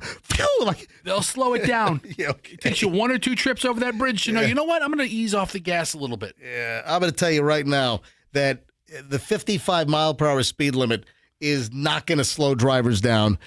Michelle, every single day when we come in the morning, what did I say this morning? I'm doing 72, 73, and people were passing me at what? Flying right 90, by. 95? Easily. And he has to point out everyone. Every single one of them. See that guy? See that guy? Oh, how fast do you think that guy's going? Let me tell you right now, for me to drive 60 miles an hour on that bridge on the way in is more of a hazard than me doing 72, 73. You're going to get rear-ended. Exactly. It is a danger to go the speed limit on the Howard Franklin Bridge right now. And you know what's going to happen? They're going to lower the speed to 55, and there's going to be an increase in accidents because you're going to have people that will abide and go slow, and you're going to have people that are driving faster. Tell you what else is going to happen. What's going to happen? I would imagine that there's going to be a pretty heavy enforcement period with FHP, where they're going to really concentrate on making examples out of people. So a lot of people will see FHP trooper cars pulling cars over, and that's also part of the education process. How about you just do that without having to change the sign? Boy, we're going to make an example out of you. We just lowered the speed limit to 15. You're going over. Whatever. All right. Michelle, where are Chloe's American Girl dolls? Oh, they're in a box in the house. Are they valuable? You know what? I've looked them up over the years on eBay. I don't know if we're going to be able to sell them for more than what we paid. But How many American Girl dolls does Chloe have from her childhood? she doesn't really have that many. Well, she's got half a dozen or more? How many? No. Maybe 6 max. Well, that would be half a dozen. Yeah, that's what I'm answering you. What does she have? Half a dozen? No. She has 6. She has 6, 7. Yeah. 6, 7. Something like that. Yeah, the reason why I'm bringing up American Girl dolls is apparently there's a Wicked American Girl doll. So is this the doll's green faced? There's a Wicked American Girl doll that is, I guess, selling for up to $1,000 in the aftermarket. Oh wow! Here's my idea. Let's just take Chloe's old American Girl dolls. I'll go to Tanner Paints on South Manhattan and South Tampa. I'll say to Walker Tanner. I'll say, hey Walker, hey, here's a picture of the Wicked. Give me a green to match. Hey, dude, bring up a picture. Bring up a picture of the Wicked American Girl doll. Wicked. Yeah. American. So my idea is that Chloe's got a whole bunch of these old American Girl dolls. I'll just paint the freaking faces green. Spray paint. That's it. Give me some Krylon. I'll just look at this. Look, there it is. Yeah, Bailey's holding this thing up. Is that the creepiest looking thing? Michelle, look at the doll. Look at the green Wicked. Yes, it is scary as hell. That does not even look like the character that I've seen on the commercials. This is going to give 5-year-old girls nightmares. All right, so this is one from Target that looks more like the character, but it's not the American Girl one. No, there's an American. I'm telling you, there's an American Girl. I believe you. Doll from the American Girl store. So it's sold out. Hi, Bailey, can you move over? The other microphone sounds better. Yeah, I wanted you to go on mic 4 because mic 4 sounds better than mic 5. Yeah. But hold on a minute. Yeah, so it is. That's why they're selling for $1,000 and more, because the official store sold American Girl dolls with the whole Wicked deal. They're sold out, and they are creepy as F. They're scary. It looks more like a troll, like a cute troll. Yeah. So Michelle, I'm telling you, we ought to do this. We ought to see what happens. Let's grab Chloe's old American Girl dolls when she was 6 years old. I go to Tanner Paints. I match the green, the Wicked green, and we put them up, limited edition. This whole American Girl doll thing has just really taken a whole different turn than what it started out to be. They were supposed to be historical characters, for like girls to, look up to, and then they had like books for them. Then they realized the Eleanor Roosevelt doll was hideously ugly. Right. At some point. Susan B. Anthony. Ooh. I mean, this is just bizarre. I don't know. Can you pop the head off and put it on different costumes? I don't think so. Oh no. Okay, I'm sorry. It has different clothes. I'm looking at a picture of it, and it has like is it Elphaba? What's the character's name? Alpha. Alphaba? What's the character? I don't know. Alpha Baby. Alpha, yeah. What is it? Glinda. There's Glenda, but there's Elphaba. Elphaba. I don't know how to pronounce it. And I'm sure a million people will tell me how I haven't seen any of the Wicked stuff. But I'm watching, here's the doll in like the black witch's hat. Uh-huh. And then there's like a purple robe also that goes with it, I think, or a different clothing option. All right, 7:50 at the MJ Morning Show. Did you see the latest on Mary O'Connor's husband? Oh my God! I mean, you can't make this crap up. So I knew he worked for the city. Yeah, he like headed code enforcement. This is the nuttiest freaking local story that I've seen in a while. So, all in the family, I guess. Well, I mean, they're two very unfortunate, isolated incidents that happened to both of their Tampa careers. Oh my God! I mean, really, it's a double whammy. So, Mary O'Connor, she resigned as the Tampa police chief. Was she resigned? Or was she shown the door? She resigned. If I'm not mistaken, she resigned the position, but she was probably going to be shown the door. Given an option. Yeah, if you want to look that up just to confirm my accuracy level, that'd be very nice. But Mary O'Connor, she got into that issue where they were driving a golf cart and they were pulled over. In Pinellas County. In Pinellas County, just over the line, and then she played the I'm the Tampa police chief card. I was hoping you'd do me a favor. That didn't work out very well for her. And the police body cam, somebody got word of it and requested. Yeah, I've got the audio. Okay. I do. With all respect to the former chief, who I met while she was chief, and she was lovely. She was very nice. But I do an incredible impression. But now her husband's been fired. So I knew, because I knew they both worked for the city. Oh my God. So the chief of Tampa Code Enforcement apparently needs to enforce his own ethical codes because he's out. This is unbelievable. He's been let go because he was in on a scheme to cash in a $20,000 winning Florida lottery ticket that was purchased and won by one of his employees. The gimmick here is like, well, why the heck is he cashing in his employee/friend's Florida winning ticket for $20,000? I mean, it's not like the guy works for the mob and he doesn't file taxes. No. Or it's not like it's an issue like that. No. So Keith O'Connor, the husband of the former Tampa police chief, man, I tell you what, the husband and wife, it's an S show, man. They're just listen. So here's the deal.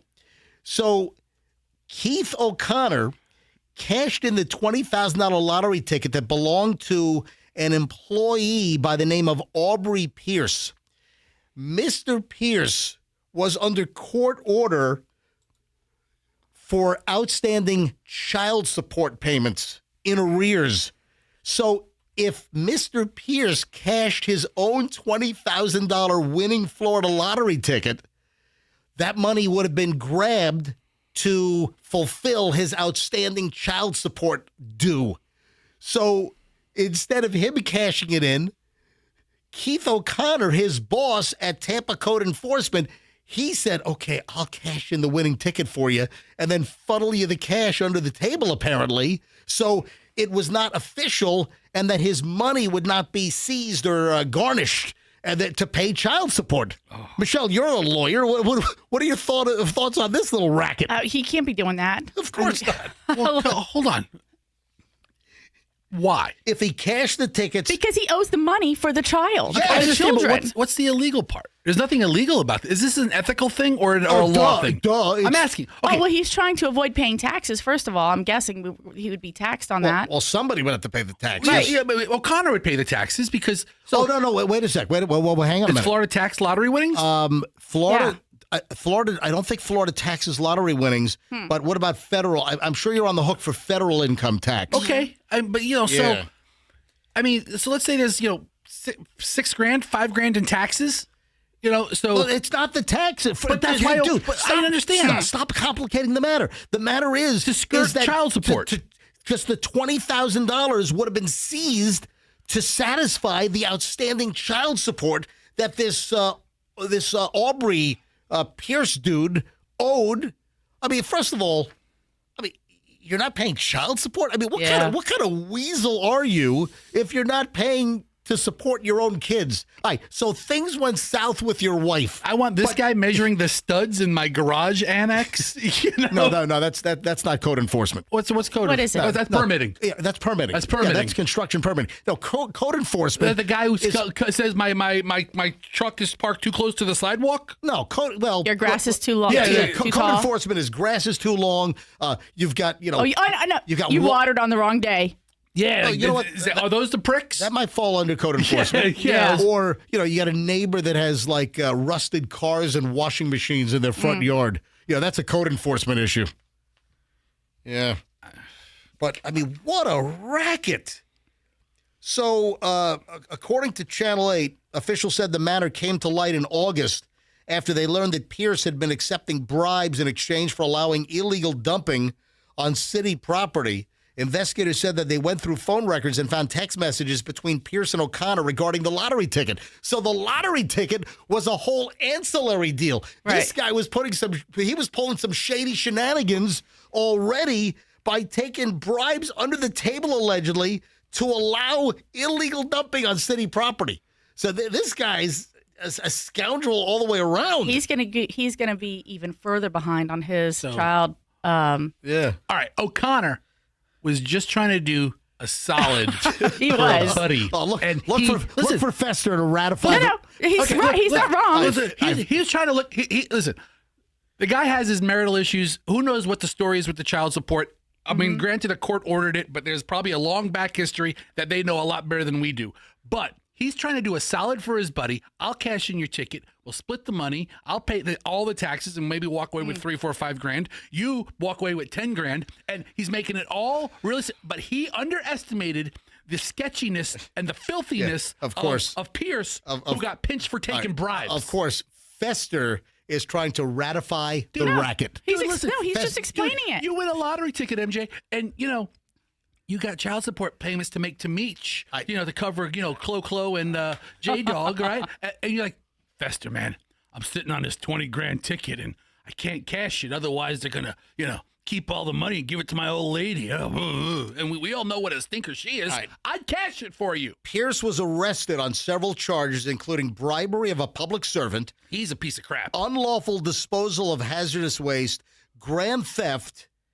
As of Tuesday, Pierce, who was hired by the city of Tampa in February of 2023, remained under suspension pending outcome of a disciplinary hearing. Sounds like he might be arrested and go to jail, right? So what Pierce did... he was arrested, but it sounds like he could go to prison on this thing. What Pierce did is corruption.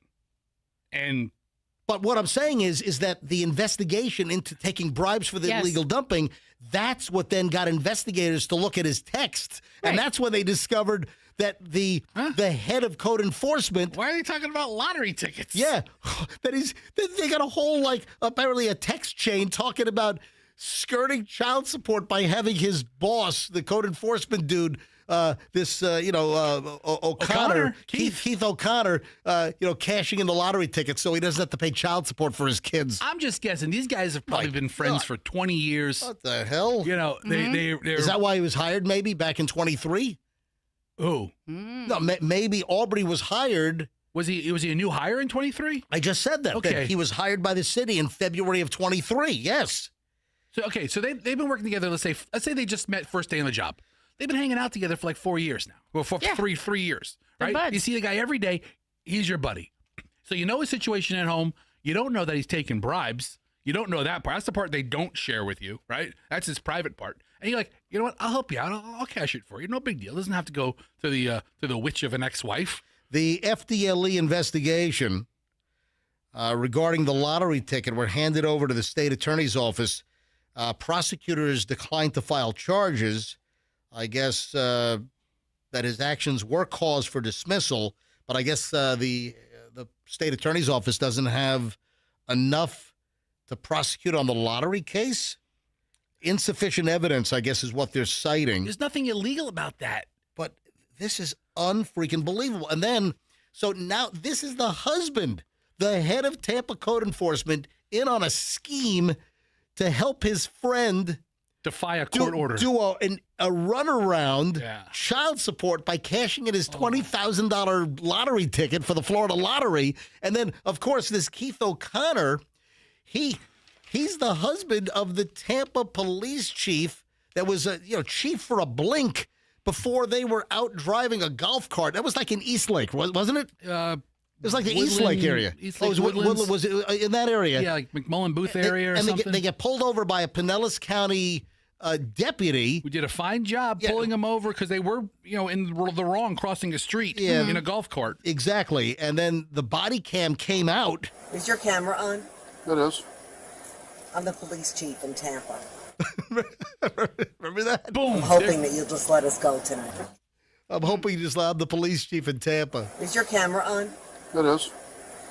I'm the police chief in Tampa. All right, so if your camera's on, that's where you don't try to play the I'm the chief card, and how about letting us go? Is your camera on? It is. Write your citation, officer. That's it. That's is your camera on? I want to say something dumb and incriminate myself. I'd like to say something on the record that anybody can find on a public record search. I'm the chief of police. I was hoping you'd let us go. All right, so you had that, and now the husband is doing a lottery scheme. The husband was driving the golf cart. He was. Mary O was sitting in the passenger seat. She was in the passenger seat of the golf cart. She had to lean over to look at the officer and say, "Is your body cam on?" I'm the chief of Tampa Police. By any chance, do you have a pack of Camels on you? I was hoping you'd let us go. And then she gives him the card. She gives her pulls out like a this is my card, a business card. Call. Do I have any more? I think I have more audio. Call on me that. if you need anything, or call my husband if you win the lottery and you want to skirt around the court order. Unbelievable. All right, you ready? What? All right, stop doing Mary O'Connor's voice. To work on the show. Hey, Mary O'Connor, come on. How you doing, MJ? Right, 8:01 on the MJ Morning Show. It is time. Time to play Is This Creepy or Not? All right, this is brand new, and Bailey, the intern, has no idea this is coming. Hey, Bailey. All right, so Bailey, I got a direct message on my Instagram at Certified MJ Radio related to you. All right? Oh, wow. This came from John. So, what? Oh. I mean, this could go a number of ways, and I don't know that any one of them is good. John sent me a direct message. John is asking the question, what are you laughing at? My friend Evan said, it's already creepy as soon as you said it was from John. It's already creepy. All right. So what does John have to say? John direct messaged me on Instagram at Certified MJ Radio. Does Bailey, your intern, have a boyfriend or a husband? I do not. Wait, stop. Oh, hold on. Bailey. Hold on. Hey, Bailey, timing. Right, No. I just don't want her to reveal anything she doesn't want to reveal. Okay, so hold on. I'm trying to give her the option. All right. Hey, listen, B-Dog. How old are you? Oh, damn it. I'm sorry. My dog was named Bailey, and I used to call the dog B-Dog. The old Chihuahua was named Bailey, and I was like, hey, B-Dog. B-Dog. And then I see Bailey, and I call Bailey B-Dog because my old dog, I used to call Bailey B-Dog. Right. Apologies. You're not a dog. So No, it's okay. John, the listener. John doesn't think so. John wants to know, do you have a boyfriend or a husband? So do you have a boyfriend? No. Well, hold on. How old are you? 21. Okay, she's 21 years old. And you're what year at UT? Senior. Yeah, she's about done. All right. Have you had a boyfriend during your years at UT? Yes. And when was the last time you had a boyfriend? All right, that's called dead air. Yeah, but she's it's called. You don't have to say. You do not have to answer this. I'm going to be. Stop. I'm her attorney. Yeah. You do not have to answer that, Bailey. You can say. You know what? Coincidentally, we had this conversation before we went on the air this morning. So I happen to know a little bit of the backstory. Bailey, you can decline to answer the question. Plead the fifth. Yes. Say, I plead the fifth. Plead the fifth. Okay, I plead the fifth. All right, so she's hold on. What is so big about asking you when's the last time you had a boyfriend? Why are you holding and hiding the information? Why are you encroaching on her constitutional rights? That's not constitutional rights, the encroachment. It's private and incriminating information. It's not. Listen, I'm just curious. So you don't have a boyfriend now? No. Are you married? No. All right, so you. All right. Oh my goodness! Well, if you had a husband, then you wouldn't have a boyfriend. That's a good point. Exactly. That's Thank a good you. point. Thank you. Wait, what did you should have say? been a lawyer. I asked the good questions. What did you say? If you have a husband, you wouldn't have a boyfriend? Yes. Most likely in most scenarios. You know, your scenario aside. Hold on, Michelle. You something you want to tell me? No. I'm just thinking okay, that's usually the demise that leads to the demise of a marriage oftentimes. So don't muck this up, lawyer lady. Yeah. Yes. Don't throw him off track. All right. So there's no current boyfriend. There's never been a husband. Never. And you're about to skip town in 4.5 months because you're graduating UT. And UT. You never heard UT? You never heard people refer to University of Tampa as UT? No. It's a new thing I'm trying to start. Okay. Okay. And Bailey, who is in charge of some things over there, might be able to help you with that endeavor. Yeah. So Bailey, why if I asked you when was the last time you had a boyfriend, why are you going all silent on me? Is it problematic? Did something happen with the previous boyfriend? Do we need to go take care of some business? Ooh, is it friends with benefits and it's still going on, but it's not official on paper? Oh, no. That didn't sound very convincing. That wasn't a very convincing no. Let me get back to my original query. Creepy or not, if John, the listener, is asking if Bailey, the intern, has a boyfriend or a husband. Yeah. Does it get creepier? No, that's it. That's all he wants to know. What is that? You just held up something? The paper? Yeah, this is the actual. This is the printout of the actual thing. Does it have her picture there? No, those are previous DMs that he sent me. Okay. Yeah. So I was just curious if he included a nice little screenshot of the MJTV or something. So the bigger question, MJ, is why is this guy asking? Yeah. Well, and I was about to go there. Oh, okay. That if he's asking, does Bailey have a boyfriend or intern? This guy John, obviously has seen you on MJTV. And I'm guessing that he's trying to make a move. No. He's just curious. She's off limits, John. Sorry. Oh, is she going into the nunnery? Why is she off limits? No. All right. What if John's a real nice guy? How old is John? Yeah, let's get a little more. Let's get some more deets on John. Bailey, might you be interested in John? Maybe I've overstepped the boundaries here. Depends. I'm guessing John is a 62-year-old creepy guy. That's what I'm guessing. John is a 62-year-old creepy dude. All right, do you remember yesterday? On yesterday's program, we were talking about backdoor browsing. Yes. All right, backdoor browsing. What is your recollection of backdoor browsing as discussed, as heard on the MJ Morning Show yesterday? Previously heard on the MJ Morning Show. Exactly. Backdoor browsing is when you kind of look over somebody's shoulder and to see what they're typing or what they're texting. Yeah, exactly. Maybe what they're doing on their phones. So this is a big deal. Sometimes deliberately, and a lot of times just because it's in front of you. I'm not trying to look at your stuff, but there it is. The reason why I'm bringing up backdoor browsing again is I stumbled across a social media post of a woman that was body shamed by a passenger sitting next to her on a Delta flight from Tampa. I think the woman, we got to get a hold of her. A Delta Airlines passenger Mm-hmm. was horrified. She was flying from Tampa to New York City, something that Michelle and I just did last week. So this woman, Vanessa, I would say, Vanessa, if you're listening, call us, but our phones are broken. Wait, tell us the scenario. What happened? I'm going to tell you right now. Tell me. So Vanessa was a Delta Airlines passenger, and she's on this 2+ hour flight, and she saw the person sitting next to her in the seat in her row demeaning her by sending a text to somebody saying, yeah, I'm wedged next to a really huge woman. So Vanessa sees the roommate, the passenger in the seat next to her, typing out to somebody, yeah, I'm on the plane and I'm seated next to I'm wedged next to a really large, huge woman. So she's horrified. Her feelings are hurt. She saw this being typed out. That's sort of a backdoor browsing deal.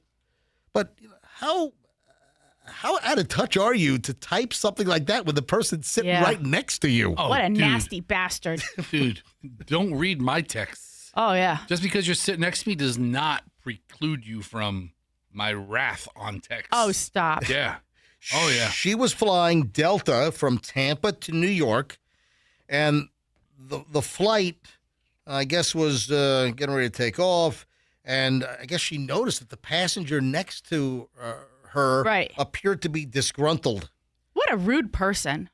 What just disconnected from obviously the person can see what you're typing. And then sent the text message to somebody saying, "Yeah, I'm on a flight and I'm wedged between really, really huge person here." You know what? If I were her, I would have just spread wide. Whoa. I would have just been like, you know what? You think you're wedged now, buddy? Let me give you a little piece of that action. Give you a wedgie. Yeah. Remind me to talk crap about you next time we take a flight. You'll be saying that about me. Next to this big lard-ass guy over here. If that woman had a hair on her butt, she would have done it talk to text. Oh. I'm sitting next to this really obese lady. Yeah. I ever tell you the time I got busted via text talking crap about somebody else? And then I've got more to this story, so go ahead, tell me. No, I went to a friend's birthday party, right? He worked at the old radio station. He's having a birthday. I'm not one for birthday parties, but I ended up going. And I'm sitting next to the birthday boy, and in comes somebody with an older woman, maybe 3 or 4 or 5 years older than me, but older than everybody else in the crowd. And she kind of looked like a heavyset Taylor Swift, right? She had that long blonde hair, kind of pale complexion, and she was kind of chubby. Chubby Taylor? Yeah. Well, I said chubby Swift. So the guy whose birthday it is, right? 2-ton Taylor. Well, she wasn't enormous. Okay. It wasn't like you could hear her breathing. Yeah. It's not like she had crazy cankles, but she was just a fuller figured woman who looked like Taylor Swift. Right. So the guy whose birthday it is gets up to go to the bathroom. Now, are you a bring your phone to the bathroom guy, or do you leave your phone on the table? Oh, not in someone else's place. I take the phone because you never know. Right. So I thought my buddy left or took his phone with him. Yeah. So I text him, "Hey, who invited Taylor Swift's fat aunt to the party?" Oh, what's wrong with He's going to see it while he's in the bathroom. Yeah. He'll write me back in LOL, and we'll come back and play it straight. Right. He leaves his phone on the table right in front of Taylor Swift's fat aunt. Oh, my gosh. And she kind of crooks her head and just sees the alert and reads it. Oh, no. And she knew it was about her. People say Fester is a large, rude man. But she didn't know that I was the one that sent it because my number comes up. No. But I put the whole thing together. So there was no heat between her and I. Right. But I'm like, the closest one in proximity, and she sees me texting. You're a quick thinker. Like a lightning genius I was. I'd ask Vanessa, who was body shamed on a Delta flight from Tampa to New York, I'd ask her to call in, but our phones don't work. No, it doesn't work. How long am I going to tolerate the phones not working in our new studio? I think you're going to give them today. Yeah, I'll give them today. I think you'll share the grace with our. This is I'm going to tell you right now. This is not going to happen continuously. I'll walk the F out of here. What if it happens intermittently? No, that's again. What if like every Wednesday? Yeah, no phone Wednesday. That's gonna be a big freaking problem. I'll tell you that right now. Yeah. So new studio, folks, and the new phone system, which I've been warned about for months and months. That's what delayed us moving into the new studio was the lack of reliability and confidence in the new phone system. And then, we've got it, and now it's broken. Doesn't work. Unbelievable. All right, so this woman, Vanessa, I think she might be from Tampa. Okay. Vanessa says, we've taken off, and I can't stop crying. The man next to me sends one text, Erg, URGH, huge woman sat next to me. I saw because I have eyes, and now I feel like a prisoner for the next 2 hours. You know what? If she's really that big, her eyes are really far apart, so she could see. Fester, stop. Her side vision is really wild. So here's the deal. Vanessa, who I'm speculating is local. Okay. Vanessa posted this video on her social media. All right. That got the attention of a website called The Mary Sue, which I'm aware of. The Mary Sue? Yeah. The Mary Sue is a website more for women. So I have the Mary Sue bookmarked, as a matter of fact. Oh. So I guess the Mary Sue contacted her via her social media, did an interview, and she told them, as I approached my row, I made contact with the man in the window seat of my row. I could see the man in the window visibly sigh and roll his eyes as she was approaching, and apparently a larger woman. This is immediately when my radar went up. Vanessa said the stranger's text message was right there in front of her face soon after she sat down. Though some people online criticized her for seemingly snooping on the guy's cell phone. So that's another question. I'd go to phones on this, but I can't. I mean, it's all fair game once if you type it and somebody sees it. I don't have a problem with that. Yeah. So the video was originally posted on November 26th. It's gone viral. It's got well over 1 million views now. So listen, I feel bad. Vanessa's known as Sober Spouse Online. Runs a family-oriented TikTok which documents her 2 sons' lives and her day-to-day balancing her parenting and self-care. So, listen, I'd like to connect with Vanessa about the situation, but, here we're talking about the backdoor browsing where you're spying on somebody. Listen, I admitted to this on an airplane as well on yesterday's program. I said, hey, I remember there was a woman in front of me in a middle seat. I'm on an aisle. I was in a middle seat, and this woman is just texting the whole flight. She's connected to Wi-Fi. She's texting. I'm like, what is going on here? She has an email. You can reach out to her. All right, well, we'll do that. All right, so here's the deal. I was on a flight, and I'm like, what is this woman texting? And there's that gap in between the seat. And, yeah, I mean, this is a pretty skeezy, cheesy thing to do. I turned on my phone, and I turned on my camera, and I zoomed into her phone, and I took a picture of her. I took a picture of her texts because I wanted to see what she was texting about, just nonstop. And it was like just innocuous BS. It was nothing, good or spicy. Yeah, unfortunately. Yeah. Hold on. I think. Well, hey, we're getting phone lines back. I think phones might be back, but they're not back. Hold on a turn second. your mic up. Hang on. Turn your microphone up higher, please. It's not working. All right. So the phones are not working. But I saw a number come in. Phone numbers have been coming in. I've been talking and I'm not hearing anything. And then when it counts like for how long you've been on the phone, it stays at 0. You're not speaking English to me. All right. So whatever. All right. So, good response, Ryan. So Ryan, the phones are ringing, but no one's there. And it's like the same number 3 times. Look. And it's like, I don't know what's going on. Because when I go to answer, oh my there's God. no one there. This phone system is a freaking disaster. Yeah. Wow. All right. Yeah. The phones are. Let me see what happens if I pick up a line. Yeah. See, hold on a minute. MJ Morning Show. Is anyone there? Hello? Hello? Yeah, no one's there. Hang on. Let me pick up line 2. No. All right. MJ Morning Show. Hello. Is anyone there? No, phones are screwed. Anyway, so I'd like to get Vanessa on. Yeah, all the lines are ringing now, but no audio's coming out. All right, unmitigated phone disaster here on the MJ Morning Show. It's a work in progress. All right, well, yeah, Listen, we knew there'd be bumps. When doing a live show, we knew there'd be bumps. The phones work the first week. Let's be grateful the mics work. Okay, that would be moderately worse. All right, so I guess reviews are coming out for James Cameron's Avatar: Fire and Ash. Oh yeah, did they like it? I guess the first reviews are pretty good, but man, I'm just repulsed. All this Avatar stuff, it repels me. You know, we've talked about this in the past, and I've got no interest whatsoever. Is it like Smurf for adults? Oh, that's a good, yes. I mean, I've seen none of the Avatars. I know there's been 2 other movies. I've seen none of them. But I have seen the Smurf movies, and I've loved those. Did you see the latest one? Where they go to New York? Is that it? Yeah. And that Doogie Howser guy is there, and he helps them. Yeah, that was so good. So good. Yeah. So every line, we've got 10 lines now.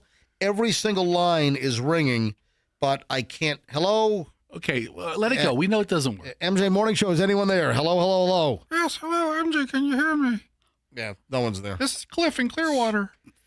Anyway, so Fire and Ash, which is the new Avatar movie, which I'll tell you right now, I will not see. I'm already nauseous just from seeing some of the clips that are floating around. I mean, I have no desire. You know, the first Avatar, which it was like tedious torture. Why, Michelle, I don't even think we finished the movie. Think back, because we did not see Avatar in the theater, but I think we had a DVD and we put it on in the home theater. Did we even make it through that movie?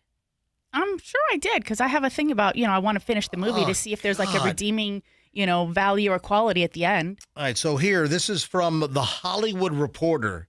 Avatar: Fire and Ash has had its first few screenings for press on Monday, and early reactions suggest that James Cameron can celebrate yet another billion-dollar box office mega hit. While official critics' reviews for Fire and Ash are embargoed till closer to the film's December 19th release date, 20th Century Studios allowed the press to release social media reaction to screenings this week, and I guess they're mostly positive. But for me, I can't think. I got to be honest. I would rather watch monkeys fling poop on the movie theater screen at AMC than watch Avatars. Any of the Avatar movies. I'm referring to them as Avatars. Yeah, Avatar 1, 2. This will be Avatar 3. Seriously, I'd rather watch chimps throw their feces at the screen than watch that. It repels me. I mean, the fake cartoony, like computer-generated character, it does nothing for me. But it does something for a lot of people out there, because he's going to make a lot of money on this one. Absolutely. So why am I so repulsed? Why is it that so many people like Avatar and it's done so well? Why is it that I'm repelled by it? You just do not like that type of animation or something. It's just genre doesn't get you. No, doesn't get me either. No. I don't mind sci-fi. Yes, you do. No. You do. Tell me about your favorite Star Wars movie. Listen. Yeah. He doesn't like He doesn't even like Star Wars. I'm like, who from our generation does not love Star Wars? It's a certain type of sci-fi. People from the dark side. Listen to me. As far as movie genres, categories go, is sci-fi among my top picks? No. But there have been sci-fi movies. Michelle, for instance, over the weekend, we rewatched Arrival. That's not a sci-fi movie. Yes, it is. It absolutely is. No. I wouldn't classify that as sci-fi. It absolutely is sci-fi. So, do you remember, like 38 seconds ago? Yes. MJ said he'd rather see monkeys throw. Oh, Fester, their own did feces you? At an AMC movie screen than see Avatar. Have you seen the videos going around the socials of gorillas throwing feces at the window while people are looking in at the zoo? Exploding at the zoo. Really? I don't know what this audio is. I saw the video yesterday, and I was questioning even bringing it to your attention. Oh, no. But now since he brought it up, it's a perfect opportunity. Right. Michelle, Bailey, come around. I want you to see this on my computer monitor here. Hold on. What? All right.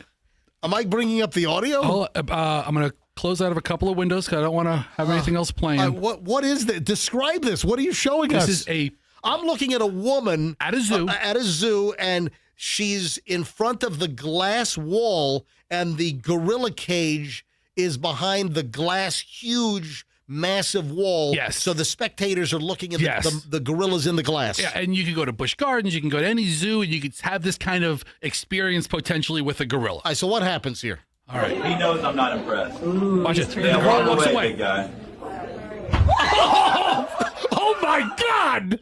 Oh my! Come on, that's not real. Of course it's real. That's not what real. do you think it looks like when a gorilla shoots it out the back? Oh my God! With the power of a gorilla. That's not real. Look at the perfect. Oh my God! The perfect symmetry of it all. That can't be real. No, it is. Watch it. It's a woman. Oh my God! The gorilla walks. Yeah, walk away, big guy. Listen.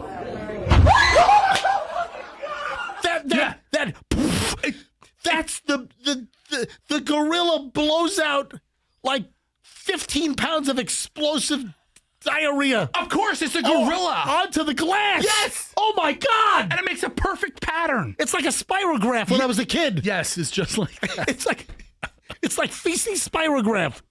And oh my God, this came up yesterday on my God. Instagram feed, and I'm like, oh my God. Walk away, big guy. Do you hear the?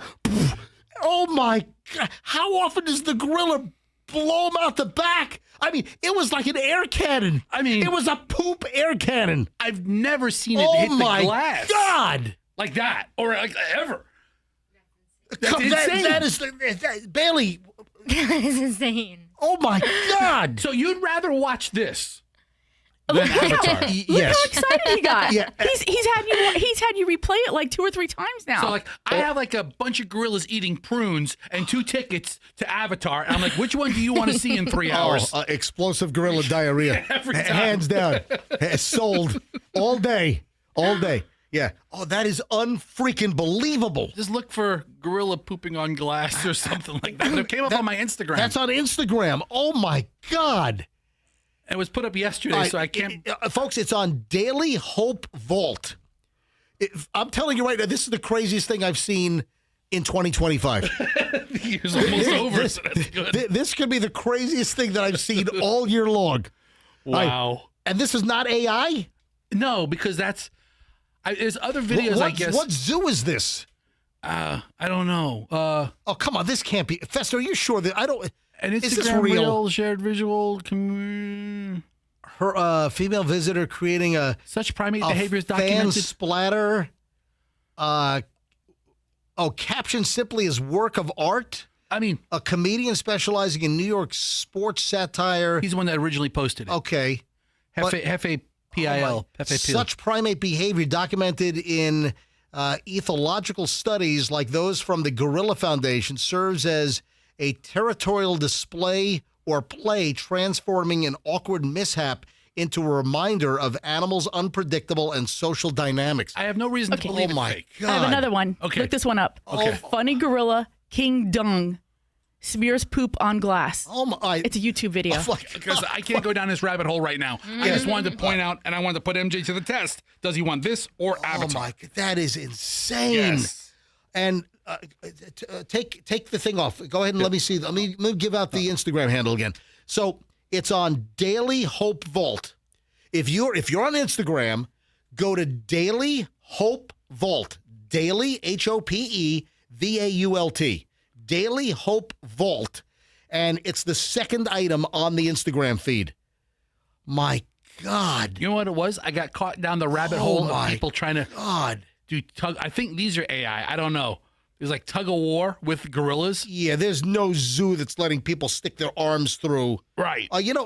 Dude, I wonder if it's an AI video. I don't know. My mom just texted me. I saw that yesterday. Your mom saw it yesterday? Your mom saw it? I got to know if this is real or fake. Your mom and I have a lot in common online. Oh, my God. All right. Speaking of, I guess it's among the same genre.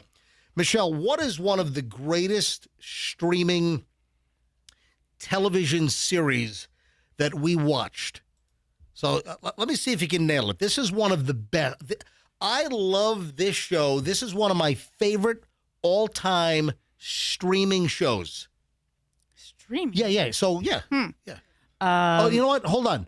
Was this originally on? Yeah. You know what? Originally, it was not streaming. Right. Okay. Originally, this was on, I think, AMC. What is one of my favorite TV series of all time? Is it that computer one that I couldn't watch? No. Halt and Catch Fire. I liked Halt and Catch Fire. I also liked Silicon Valley. Right. Which was fantastic. I mean, one of your favorite shows is Breaking Bad. It can't be that. That's another one. That's another. That's up there as well. I know. What? Mad Men. Yes. Yep. Have you heard what's going on with Mad Men? Mm-mm. This is insane. But they're going to come out with a 1980s reboot? So, Mad Men, that originally ran on AMC, right? Am I right or wrong? Can you look that up? I don't know. I just don't. I don't want to be wrong on this. But Mad Men had a 4K remaster, which has finally been made available on HBO Max. So where did Mad Men run originally? I want to say it was AMC. AMC had the show originally. Yeah. You can see it on AMC Plus. Hulu has it now, and now HBO Max. Exactly. But it originally ran on AMC. On the cable network. All right. So they've remastered Mad Men in 4K, so high quality video, and apparently in the remastering, they didn't. I don't know how this happens, but there are behind-the-scenes things you can see that you're not supposed to see. For instance, Season 1, Episode 7, Red in the Face, Roger Sterling throws up in front of a bunch of clients during an oyster lunch with Don Draper. Okay. So they're having an oyster lunch. And, Don Draper, played by John Hamm, the older dude, Roger Sterling, he hurls. And in the remastering, you see the prop guy on the floor behind him operating the vomit machine. What?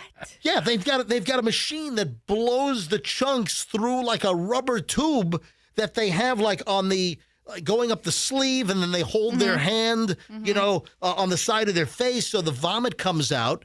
And this is insane. You see in the remastering of Mad Men, you see these glitches and mistakes. And I watched this last night because it included a clip.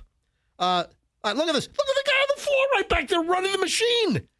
How is it? Is it a wider angle? I mean, is it a different camera? Yeah, you know what? That's the question. Why do you see they're all dressed as early 1960s, Madison Street ad guys, and then you've got just a prop guy kneeling on the floor operating the vomit machine.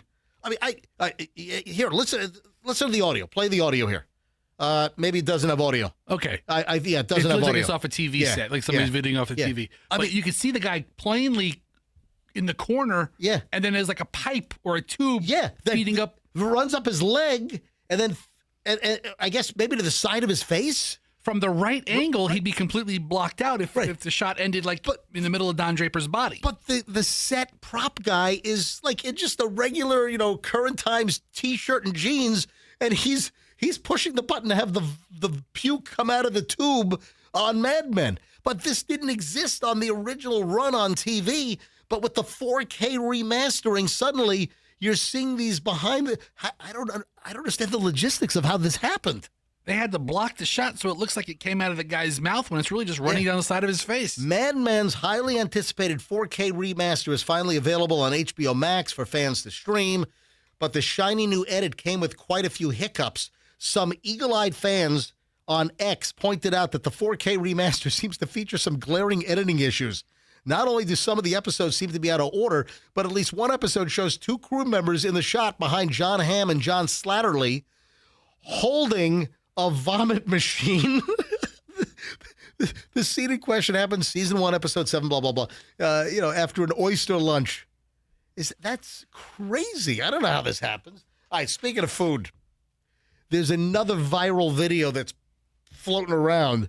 A DoorDash driver walking up the steps to somebody's house drops the order. Food comes out on the ground. They just pick up the food, put it back in the container, leave it at the door. Then you see them licking their fingers because it looked like they were like barbecue wings that fell out onto the concrete slab of the front porch. I mean, you get some sauce on your fingers, you have to lick it off. Try to bring this thing up. So a DoorDash driver, it was here in Florida, DoorDash driver caught shoving chicken wings back into the takeout box after it fell onto the concrete steps, walking up to the house, the walkway and the steps. Yeah. Florida customer Trina Brown shared the Ring camera footage with WJXT, which is up in Jacksonville. This happened just south of Jacksonville. This is Orange Park. And it happened last weekend, happened on Sunday. And in the video, the driver is holding a stack of food items and I guess is taking the food out of the DoorDash insulated. Oh, it's in the hot bag. Yeah, it's in the insulated food bag. And the wings topple onto the ground. The driver leans over, puts the lid back on. A wing and some sauce splatters on the concrete doorstep. All right, this isn't as terrible as I thought it was going to be. I thought it'd be like a complete and utter mess, like that gorilla with explosive diarrhea. No. The DoorDash driver picks up the wing, throws it back into their box. But wait a minute. There's incriminating barbecue sauce evidence on the ground, on the concrete from the splatter. The DoorDash driver just takes their foot and rubs it into the concrete. Okay, better make this sauce disappear. So they take their foot and they rub it into the concrete. So it looks like they got 2 pizzas and then 2 plastic containers of wings. Yeah. And it's in the DoorDash hot bag. He opens the bag, pulls out the 2 boxes. One of the plastic containers is on top. The other one, boom, right to the ground. Oh, falls down. This could have been worse. The whole chicken order could have fallen. And I'll tell you what, this guy would have picked up the whole order and put it back in the box. There's no doubt about it. So a wing fell out. One wing, you see one wing rolling away in the close-up. He just puts it right back in after it was on their concrete steps on the ground. Then he licks the sauce off his finger and then uses his foot to then rub the sauce that fell onto the concrete into the concrete. Once you put try to get rid of the saucy evidence. Oily sauce on a concrete, that stain's not going to come out.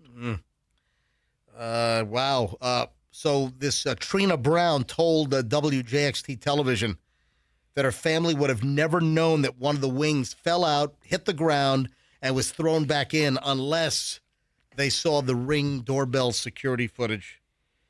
Yeah. Now she's pushing for changes to be. Shut up. She wants. Trina. She wants changes in the food delivery process. Get off your fat ass and pick up your own food, Trina. Come on. Well, this is another example why I don't get food delivery. I don't want other people in the custody of my food. I don't want. The only way I'll do this is if I'm at a restaurant and it's coming from the line out of the kitchen right to my table. Then restaurant's fine. I don't want some dude or dudette in their personal car picking up my food. We know that they're poking in bags. They're eating our fries. They're grabbing a couple of popcorn shrimp. We know this crap is going on. I don't want their grubby hands in my food. They were probably just scratching their crotch 2 seconds ago. We went out to dinner last night, and we saw the same guy like 5 times. I'm like, what the hell is this guy doing? Eventually, I figured out he was working for DoorDash.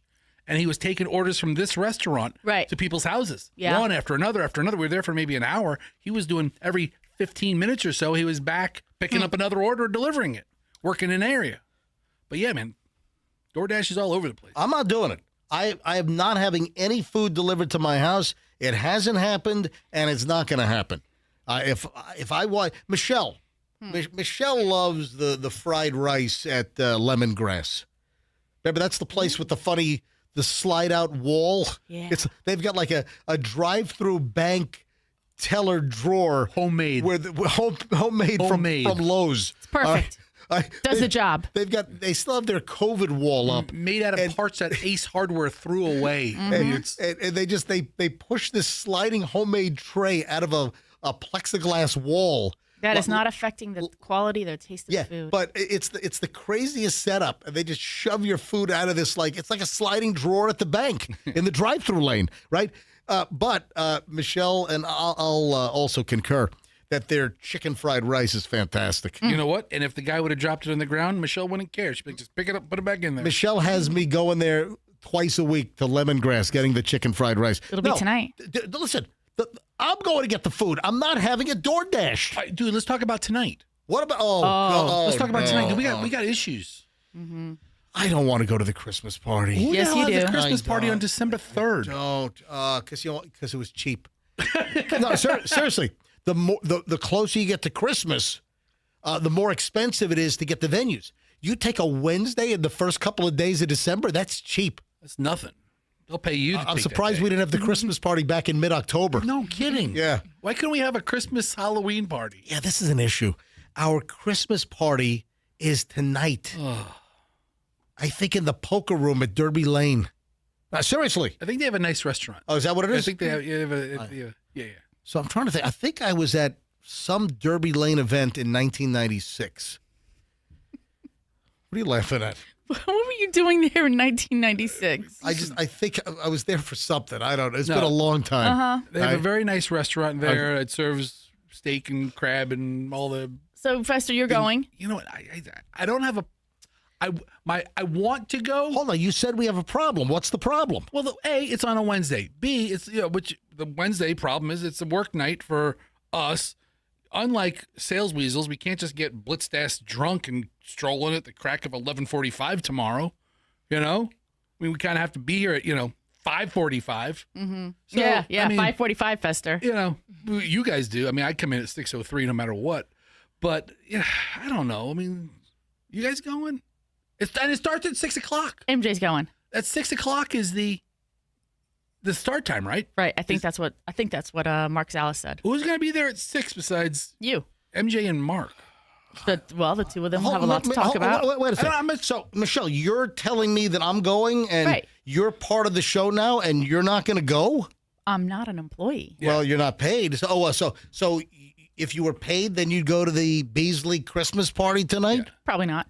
I don't want to go. You have to go. I don't have to go. Yes, you do. I will say this. Derby Lane has one of the best poker rooms in the area. Who? And there you go. Derby Lane has one of the best poker rooms. I don't know how to play poker either. I understand you're not a poker guy, but for people who are poker I'm a craps player. I know craps inside and out, but this is another... Their toilets are very nice, too. You'll love that. All right. This is another stunning piece of information that I don't know how to play poker. I have never learned how to play poker. I have no clue whatsoever.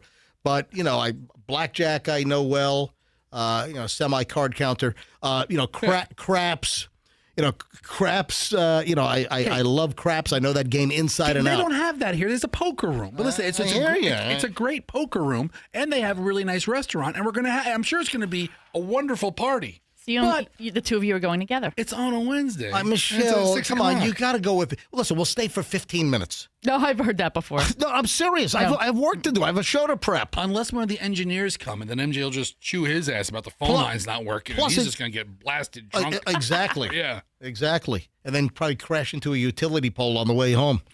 Then good luck getting your ass. God, the phones are still dead here. The phones, so it's now, 8:42.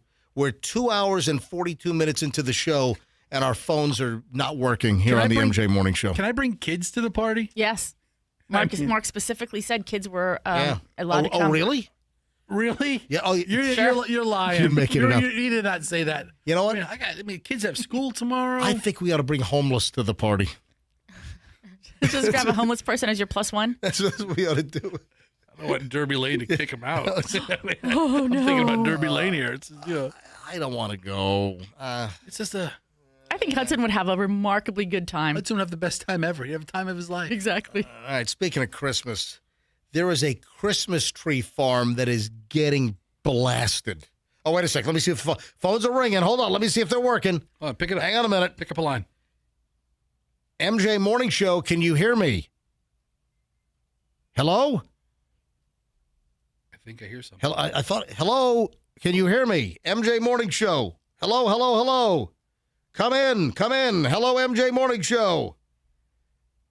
Nah, it's not working. Hang on a minute. Let me push this one here. MJ Morning Show, hello. I mean, how do you sell a phone system that doesn't work? All right. Let me tell you something. I got a great deal for you. Hey, the cheapest one. MJ, listen, we have the phone salesperson coming in. Hey, welcome to the office. Jeez. All right. Tell us about your phone system. So, Christmas trees. Mm-hmm. Speaking of Christmas party tonight for us. I'm on the fence, undecided whether I'm going to show up, whether I'm going to make an appearance. So, there is a Christmas tree farm that is getting blasted.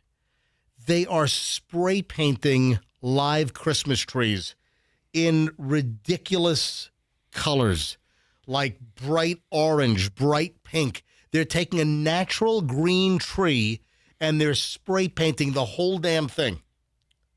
I don't know that I have an issue with What are you talking? Bring up the pictures. They're horrific. Are people buying them? Wyckoff Christmas Tree Farm in New Jersey is now spray painting Christmas trees in a rainbow of colors. They have 9 different colors: pink, purple, dark blue, light blue, turquoise, magenta, red, and black. That's what I want. I'm dreaming of a black Christmas. Yeah, I want my tree spray painted jet black. Oh, these trees are still in the ground. They haven't cut them up yet. Oh, my God. What are they doing? It's like they're getting one of those professional spray paint guns, and they're going through their field, and they're spray painting the trees just before they're cut down and harvested. What's the issue here? I'm dreaming of a turquoise Christmas. Did you just mispronounce turquoise? Turquoise. I thought you said turquoise. I don't know. All right, MJ. These are horrible. These trees are destined to be landfill anyway, right? They're all going to be chopped down for Christmas tree season. Who wants a purple Christmas tree in their freaking house? I bet you they sell out of them. I bet you these are the first to go. These are awful. I bet you they sell the blue and red and purple and magenta ones. They're absolutely terrible. Long before they do the green ones. And then this one here, look, red, white, and blue. Oh, do you not love America? Oh, no. Do you not, or France? I love America, but this is awful. This is god-awful. This is disgusting. America. Whatever. Hey, so guess where Michelle and I went for lunch yesterday? Cody's Roadhouse. I had to go pick up my new glasses. Remember I lost my glasses? And the statue of St. Anthony that was sent to me by a very, very lovely listener did not help turn up my glasses. No. So I guess St. Anthony is the patron saint of lost items. He's forsaken you. That you pray to St. Anthony and then you might be able to get a lost item. So a listener was so thoughtful and sent me a St. Anthony delivery from Amazon. It didn't work. I called the hotel where I might have left them up in Connecticut and to no avail. So you went to get glasses. I went to pick up my new glasses from Linda over at Distant Optical. She found my frames. There's a certain frame I like. She had the LA lab make my crisp, fantastic lenses. You don't just buy readers off of the rack at Walgreens? No. I need, if I don't wear my if I don't wear my prescription contact lenses, I need my prescription glasses. So most of the time, I wear my gas permeable contact lenses. Right? Do you also know your eye prescription? Yeah, I do. Oh, you see? Nerd. This is so tedious. No, I do. Okay, let's just say you went to get glasses. Dude, do you know the difference between an eyeglass prescription and just magnification of readers? It's probably the same thing. It sounds no, like. they're not the same thing. I mean, I can't see it now. I do. So I picked up my glasses because I lost my pair. So Linda Distant Optical had a new pair made for me. I paid Linda, and we're heading out. She fitted them and everything, and I'm leaving. And we're over in St. Pete. We're on what is that like? That's 49th Street. No, well, 49th and 30 something. Is it 38th? Is that 38th? Anyway, so. We're over. We left the show. So yesterday we leave the show just after 10 o'clock. We drive over to Distant Optical to get my glasses, and I'm like, "Let's go to El Cap." Because Michelle, what did I say earlier in the week? I said you wanted a burger. Yeah. So I said to Michelle, I think I even said it Sunday. I think even on the airplane home Saturday, it's like, man, I haven't had a good juicy burger in a while. I said, what do you say I make cheeseburgers? So I was going to make cheeseburgers on Sunday, but I made that new Mancini rigatoni pasta, which was unbelievable. My God, I don't know if you can buy it in stores, but I have found the absolute most delicious bronze die cut Italian-made semolina pasta. So I made that on Sunday instead of the cheeseburgers. But I had this hankering. I was craving a cheeseburger. Yeah, and I don't eat a lot of red meat. I love a hamburger. I love a great, well-marbled prime Delmonico or ribeye. That's not this. But I don't eat a lot of red meat. I eat maybe red meat. What, Michelle? What would you say? How often do I eat red meat? Maybe once a month. Yeah, and maybe once every 28 days. I love it. I just don't eat a lot of it. But or 34. So give or take. Yesterday, I'm like, you know what? Let's go to El Cap. So we drove over to El Cap, and we had lunch, and oh, my God, that hit the spot. I got the Daily Double Fester. That's still just a phenomenal cheeseburger. It's a good burger. Yeah, it was perfectly cooked. It had the right amount of drip. You got to have drip. You got to have that juicy El Cap drip. And we were there. We were the first ones in the joint. We were there at 11 a.m. right as the doors were opening. Was the waitress still smoking outside? Oh, crap. You're here already? Hold on. Let me put this out. I'll be at your table. What you want to drink? Oh, but, man, it hit the spot. So, El Cap, thank you so much for hitting my spot yesterday. I don't know what this is, but I'm getting inundated with phony spam emails for past due invoices. I'm bringing this up, folks, because you gotta realize that you got all these bad actors out there. They're trying to get you coming and going. They're trying to get you to click on this, click on that. Phishing schemes. I mean, the amount of scams out there are vast, and I don't fall for this crap. I mean, I've been doing this long enough. We've been doing this radio show for since the mid '90s. We watch the whole internet develop. We watch all the scams develop, the phishing deals. They're trying to get you to download this, click on this. Oh my God, you're past due. Click on this. We want to steal your information. I'm totally invested in this. It's hard to pull the wool over my eyes. It's hard to pull a racket over on me. I sniff this crap out a mile away. The reason why I'm bringing this up, I'm trying to figure out what the racket is here, because there's no link to click. There's also no number to call. No attachment. There's no attachment like, download this PDF file and then it's going to infect your computer or whatever. So I've gotten 3 of these already, and then Michelle can attest to this, and this is why I also brought up El Cap. On the way home from El Cap, I decided to call this particular company that was sending me emails. And the guy was rude as you got to hear this.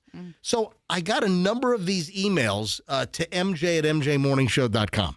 So to the official email address of this show, MJ at MJMorningshow.com. That's my personal email. It's my server. It's not connected to the company. No one's reading the email. That's why I always say that with 100% confidence, you can send me private emails, hot tips, gossip. You have material for the show. Or debt collection. Whatever. You can always email me anything, and I get great material from listeners. MJ at MJMorningshow.com. I'm starting to get over the last couple of days these emails, invoice past due. Invoice, INV-3945. From Jennifer Boone at FMICGranville.com. Good morning, MJ. We're sending a reminder to let you know that invoice INV 3945 has not been paid. A 3% late fee is added to all invoices that are 30 days past due. Thank you for your business, and let us know if you have any questions. Thanks, Jennifer T. Boone, Mutual Insurance Company. And I'm looking. There's no link. There's no attachment, click on this, and then they wiggle into your system. There's nothing. And, of course, I'm not clicking on anything. I know I sniff these things out a mile away. I'm not clicking on anything. I'm not downloading anything. I'm not opening up any freaking attachment. There's nothing on this. What fun are you? So what's the racket here? So I decide to track down to see even if this FMICGranville.com is a real thing. And sure enough, it's the Farmers Mutual Insurance Company and their agent based in North Carolina. That's what the NC stands for. Yeah. No, it was FMIC. There's no NC. I see. But it turns out that they're in North Carolina, in Oxford, North Carolina. So I call them up because I found their phone number 919-693, and a guy answered the phone. Yes, Farmers Mutual. I'm like, yeah. Are you guys having a spam email problem? Yes, we are. It's been rectified. Click. Yeah. Michelle heard this. I'm like, whoa. Listen to you, bitch. What are you doing? Not like an apology or thanks for letting us know. No. Sorry to inconvenience you. Like, nothing. Not that it's like their fault necessarily, but just have some little common courtesy of your business. Yeah. I mean, What the hell's wrong with you guys? I mean, you expect every insurance agent to be like Flo? I'm just saying. You got right to the point. You got right to business. Yeah, it's been fixed. Click. No, it hasn't. I've gotten 3 from you guys in the last 2 days. Well, now I'll tell it's you been what, fixed. Yeah. you get back at them and you just spam them. You just sit at home and just like create a bunch of like emails and just spam Anyway, them. again, point is watch out for these scam emails. And just don't click on crap, folks. Don't open up attachments that you don't know what the hell they are. 8:54 at the MJ Morning Show. This brings to a close. Over an hour and 20 minutes of nonstop MJ. The 9 o'clock hour is next. Have you heard the Travis Kelce Taylor Swift request? Do you know what? Seriously, Travis Kelce made a specific demand / request of the Kansas City Chiefs regarding Taylor Swift. I didn't know this. I find this pretty interesting. Also, the Diddy update on that Netflix documentary. Oh, yeah. That's causing some ruffled feathers out there. We got a lot of stuff next. Don't move. We're back in minutes. We got a whole hour to go. MJ Morning Show on Q105, 104.7 FM, and we're back in minutes. My friends over at Veterans Ford want you to know that you can take advantage of 0% financing. Now, we don't know when Ford is going to yank this, so you want to take advantage of this as soon as you possibly can. You go to Veterans Ford. I'm going to tell you right now, if you want the best Ford car and truck buying experience, you want to go to Veterans Ford. Veterans Ford at Linebaugh and the Veterans Expressway. You walk in there and you say, hey, I'm an MJ listener. I'm here for the MJ deal. That means that no other Ford dealer in town is going to beat a Veterans Ford price. Hands down, take it to the bank. Go to Veterans, say, I'm here for the MJ deal. You negotiate the best price you want on a new vehicle, and then you can get this 0% financing, 0 down, 0 payments for 90 days. I mean, this is really tremendous right now, and don't let it expire. This is the time to buy or lease. Unbelievable incentives, and of course, Veterans Ford is the best. They'll treat you remarkably well. Ask for the MJ deal. Veterans Ford, Linebaugh, and Veterans Expressway. Tell them that MJ sent you. When you make that move, I don't want added stress on your move. I don't want you to end up with some shyster, absolutely just jam it up you-know-where moving company. And they're out there. There are moving companies that will take you for a ride. And I'm not just talking about taking your belongings for a ride from point A to point B. No, they want to rip you off.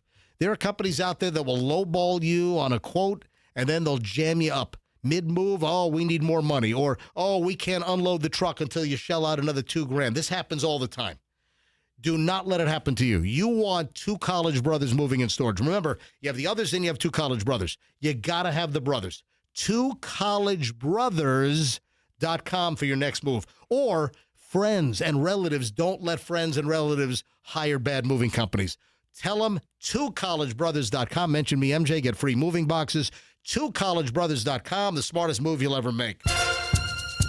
Traffic's on 857. Here's Shriner, MJ Morning Show, back in a minute. In Hillsborough, an accident on Dale Mabry at Northdale Boulevard. Heavy volume on 75 south from Bruceby Downs to Fowler and 275 south from Fletcher through the junction. We have a crash in Pinellas on 54th Avenue North at US 19. In Sarasota, a crash on 75 North at Clark Road and Manatee 75 south at University Parkway. Keeping you updated, I'm Shriner. Traffic brought to you by the aggressive attorneys Winters and Yonker. Spend your time with those who matter this holiday season and sell your home home with a guaranteed offer from Mark Spain Real Estate. There are no showings, no open houses, and the best part, there's no stress. Go to markspain.com and start packing. Take advantage of Zero Res Carpet Cleaning's holiday sale today for $40 per room carpet cleanings. And the star on top, when you schedule 3 rooms and a staircase for just $1. Slots are filling fast. Schedule online at ZeroResTampaBay.com. This holiday season, make your gift say more than words ever could with the brilliant gift of diamonds, a dazzling diamond pendant, a timeless anniversary band, or the sparkle of classic stud earrings. For all that shines bright this season, there's just one place to shop. International Diamond Center. With 4 decades of service, exclusive worldwide connections, and legendary value, IDC is your holiday destination. Our showcases are filled with can't-miss gifts, exquisite diamond classics, all new breath.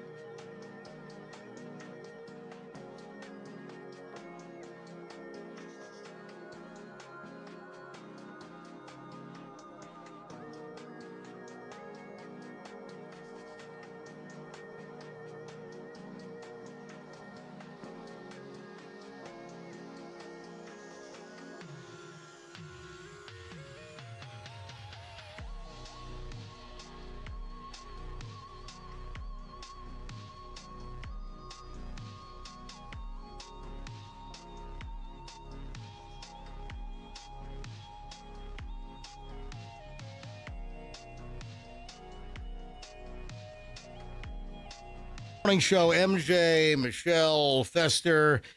Before the break, I teased the Travis Kelce / Taylor Swift request regarding the Kansas City Chiefs. Do you know what this is about? Michelle, did you see this? I have no idea. So we've now learned that Travis Kelce has made a request of the Kansas City Chiefs. And I guess this was made some time ago, but it's just coming out now. Do you know what Travis Kelce requested of the Chiefs? By the way, are the Chiefs still sucking? They are not having their best season. Some people think the dynasty is over. Yeah. but I don't count them out until they're out. Tell you what, those Kansas City Chiefs fans, for a while, they thought they were the bleep, man. They thought that they're, yeah.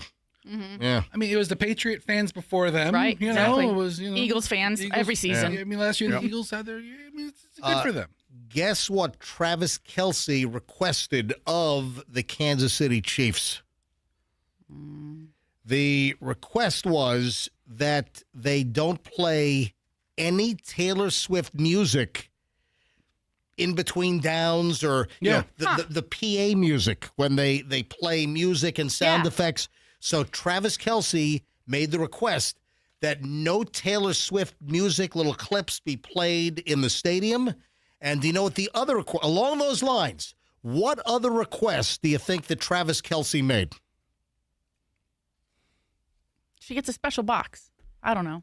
No, we know that she's up in the air. No more cutting to her during the game or TV coverage or Jumbotron You know coverage. what? I'm going to give you just said it. All right. So the networks, you can't tell Fox or CBS or whoever's running the games, NBC, whoever's running, you can't tell the network what to do. Oh, you can't have, camera 10 get a shot of Taylor Swift inside the Chiefs owner's suite, living it up with Mahomes' wife. Oh, no, you can't tell the networks to do that. But what could Travis Kelce ask for? I mean, he could talk to his team, his stadium. You said it. The last thing you said was no Jumbotron. Jumbotron. Yeah. So you're not going to tell the networks what they can put on TV, but the request was made that you don't put her on the Jumbotron because those are different cameras in many cases. They have their own cameras that will put, the kiss cam or, whatever on the Jumbotron inside the park, inside the stadium. So the two requests, do not play any Taylor Swift music inside the stadium, and then also do not show Taylor Swift on the Jumbotron inside. Why? Why not? I don't know. I mean, I think, I think they got a lot of backlash because we talked about the other celebrities that go to the other games or to the other, teams, like Josh Allen's wife, and they're just like humble sitting in the stadium, and they asked for that. They asked, like, don't treat me special. And I think Taylor was like, you know what? I think I'm going to need to get on that bandwagon because they've gotten a lot of heat. If you read, I read a little bit of, stuff like on Reddit or some other articles that come up, and I read the comments, and people are kind of annoyed with the amount of notoriety that is just like pressed upon them. Okay, she is probably the most famous absolutely. female right. in the United States. But people accuse her of saying, oh, I want my privacy, and then she'll do the pap walk. She has no choice. Don't take pictures of me. I want my privacy. Hold on. By the way, I'm going to go to Via Carota on Saturday night with one of those models. Yeah, What's her name? But she shouldn't have to be, living in the shadows. Gigi Hadid. It was one of those girls. Everywhere she goes is an orchestrated event. I don't disagree with you. I'm just saying it has to be. That's the argument against sometimes her behavior. Can I wrap this up? Calling her out on it. Can I wrap this up? No, let's talk about it for 15 more minutes. No, we want, we can go till 9:46. What do you think? How long is the last commercial set? Guys, I'm about to tie it together. Shut up, Fester. I'm about to tie this together.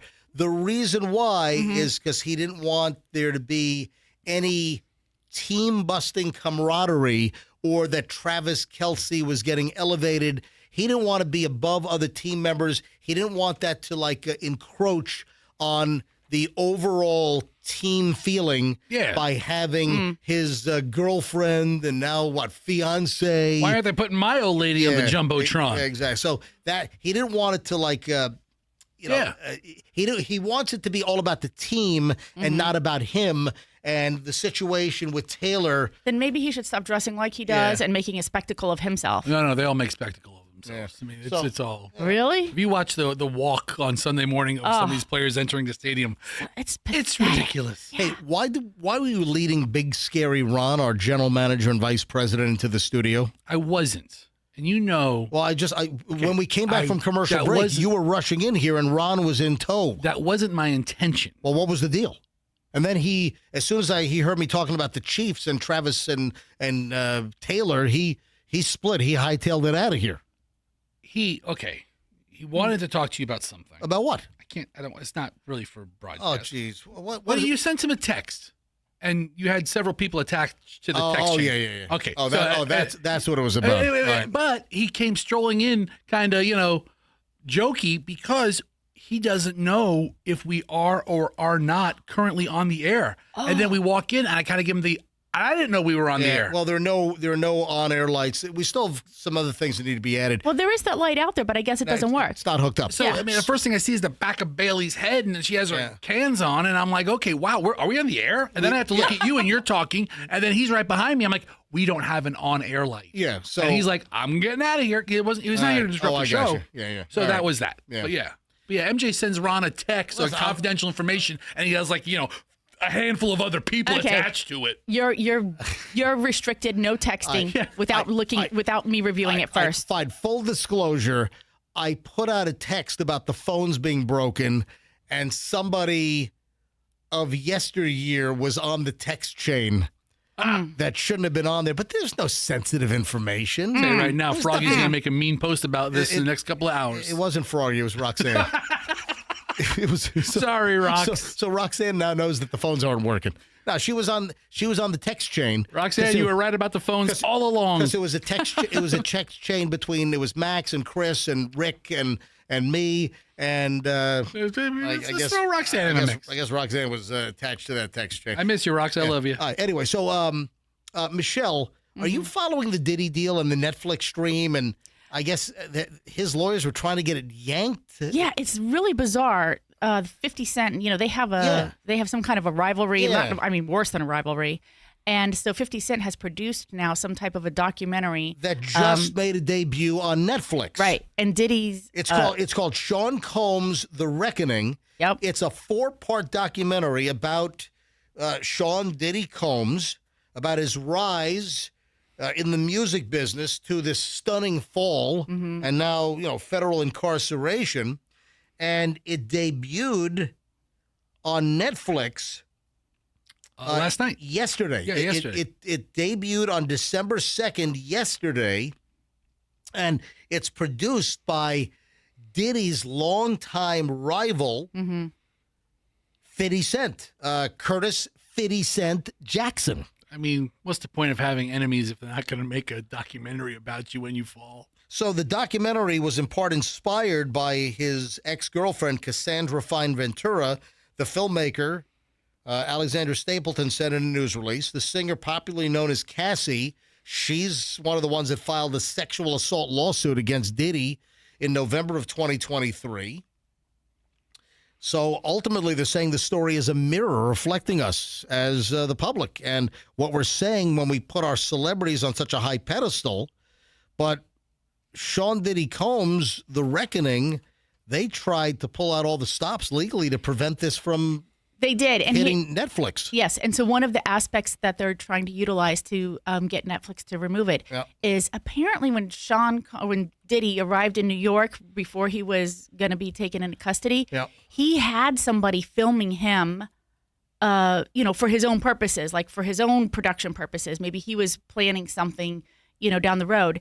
And so somehow 50 Cent has now gotten a hold of that footage. So it has Sean Combs meeting with his attorneys at the hotel. Who rolled over? Who gave? I mean, clearly somebody that had access to the Diddy footage that hates Diddy got the footage to 50 Cent for his Netflix documentary. And I guess they're having some mole turned the footage over. Well, did he fire his lawyers? He went with other lawyers like that. I don't remember that. Or did he give lawyers to the Bitcoin guy or the EFT guy? What's his name? The guy with the girlfriend with the buck teeth. The crazy hair. Yeah. What was his name? I forget his name now. Sam Bankman. Freed Bankman. Yeah. They were in the same. Free Bankman. They were in the same block, and they compared lawyer information, and one of them hired the other one's lawyer. So one of their lawyers were on the. I think Diddy might have hired Sam's lawyer. Oh, okay. Or retained him, right? And then let one go. So there's somebody out there with an axe to grind and a grind. I mean, it's not ethical, but none of this. So Diddy and his legal team demanding that Netflix not put the documentary up. Well, too late. It debuted yesterday, and I guess legally they were unsuccessful in trying to block it. So, well, you know what? I think we've already seen the Diddy documentary from before. We watched it like maybe in the background. Yeah. So I don't know that there's going to be a lot of new information there. But the thing that is interesting about this one is they did interview 2 of the jurors from the trial, I think is what I read. Yeah, I'll watch this. Yeah. Yeah, I'd like to see it. They interviewed the jurors, and so the jurors revealed why they voted the way they did. So Netflix hit yesterday, I guess, officially. The trailer, I guess, rolled out on Monday, and then they released the whole damn thing. It's a 4-parter yesterday. I'm watching this for the first time, some clips. I mean, there's Diddy in his hotel room on September 10th of last year, and it has like 6 days before he was arrested. So he hasn't even been arrested a year ago. Or I guess in September it was a year. But yeah, he was in the federal lockup for like 13 months. Yeah. Dude, he was put away for like 13 months. So, but here he is pending trial. Talking privately to his own camera in his hotel room. How'd they get this footage? Here's Diddy getting ready for an interview, brushing his teeth. Right, because he had somebody with him filming it. So that's exactly your question earlier. Like, who had it, and how? If he was paying for it, how did it get into the hands of 50 Cent? Who is the camera guy? Was there what was signed? There was nothing signed. Yeah. Right. If I roll video and there's nothing signed, I own the footage. Right. And I can sell it. Yeah. Right. Speaking of celebrities, folks, I was made aware last night that Hannah Montana is engaged. Bailey, you brought this up this morning. Do you have the information? Who was she engaged to? So Miley Cyrus, Hannah Montana. Okay, that's a really obscure reference now. I mean, it was like 20 years ago. She's going on tour again as Hannah Montana. I do. Like the anniversary's coming up. Dude, right? I'm thinking about Hannah Monstrosity. What a great promotion. One of the greatest radio promotions of all time. Yeah, try getting $15,000 to make a 15-foot tall Hannah Montana statue and put it in a station parking lot. Yeah, Sponsored with no strings attached. I could probably get it done. Oh, my God. That was one of the greatest promotions ever. What was the grand prize? Do you remember what it was?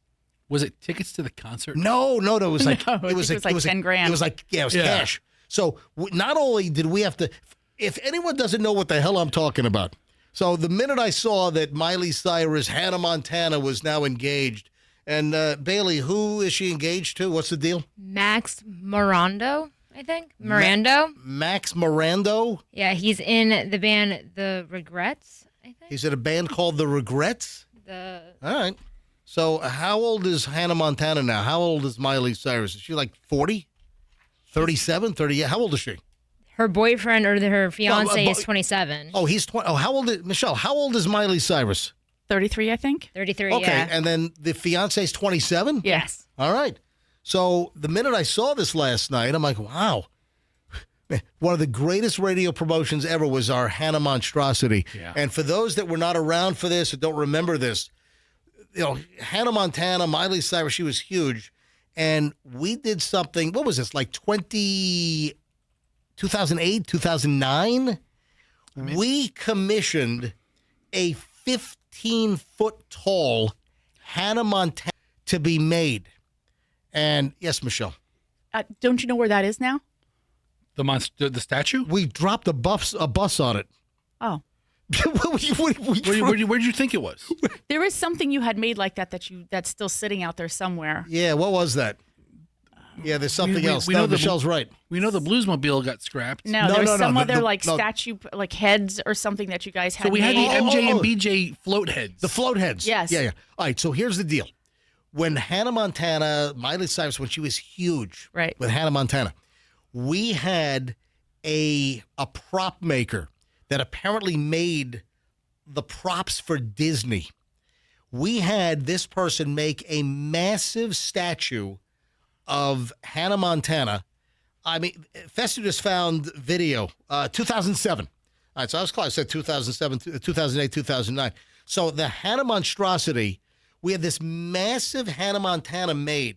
I mean, it's huge, 15 feet high, a huge statue. And we paid I think it was $15,000 to have this thing made. And it was unbelievable. It was tremendous. And we put this on a huge statue. We put the huge statue on a stage. And then we did this contest where we had contestants had to touch Hannah Montana. So it's like a play on the old, the car game where a radio station has a car and a car dealership, and you have contestants that want a spot, and you have to touch the car, and the last person touching the car wins the car. We've done those contests too back in the day. We've done all these things, and generally those contests last for 3, 4, 5 days, sometimes longer. So we did. I think it was a $10,000 cash prize and then tickets to a concert of hers, like front row seats. We did this huge deal where you had to touch the Hannah Montana statue, and we called it the Hannah Monstrosity. Hysterical. And it was a hysterical bit. It was fantastic. We did some unbelievable parking lot stunts. The Survivor Islands, remember that? We did like 2 of them. We did 2 Survivor Islands where we built this whole tropical Gilligan's Island looking thing in the parking lot. It was amazing. So the minute I saw the engagement, I'm like, oh man, we got to talk about Hannah Monstrosity, one of the greatest promotions of all time. Hey, I've got a little tip for Haribo. The gummy company? Yes. So Haribo, the confectionery, they're most associated with gummy bears. The Haribo gummy bears. That's the Haribo. It's like kids and adults love it so. The happy world of Haribo. Do you hear it now? Oh, no, it's grown-ups. I hear seafood lovers love it so. No, it's seafood lovers love it so. It's kids and grown-ups love it so. The happy world of Haribo. No, they're saying seafood lovers. So I have. So now we dropped a transit bus. Let me go back. Let's go back to Hannah Monstrosity. Let me go back to Hannah Monstrosity for 1 second. Fester just brought up at the end of the contest. We then dropped a full 40-foot city transit bus on top of Hannah Monstrosity live on the air.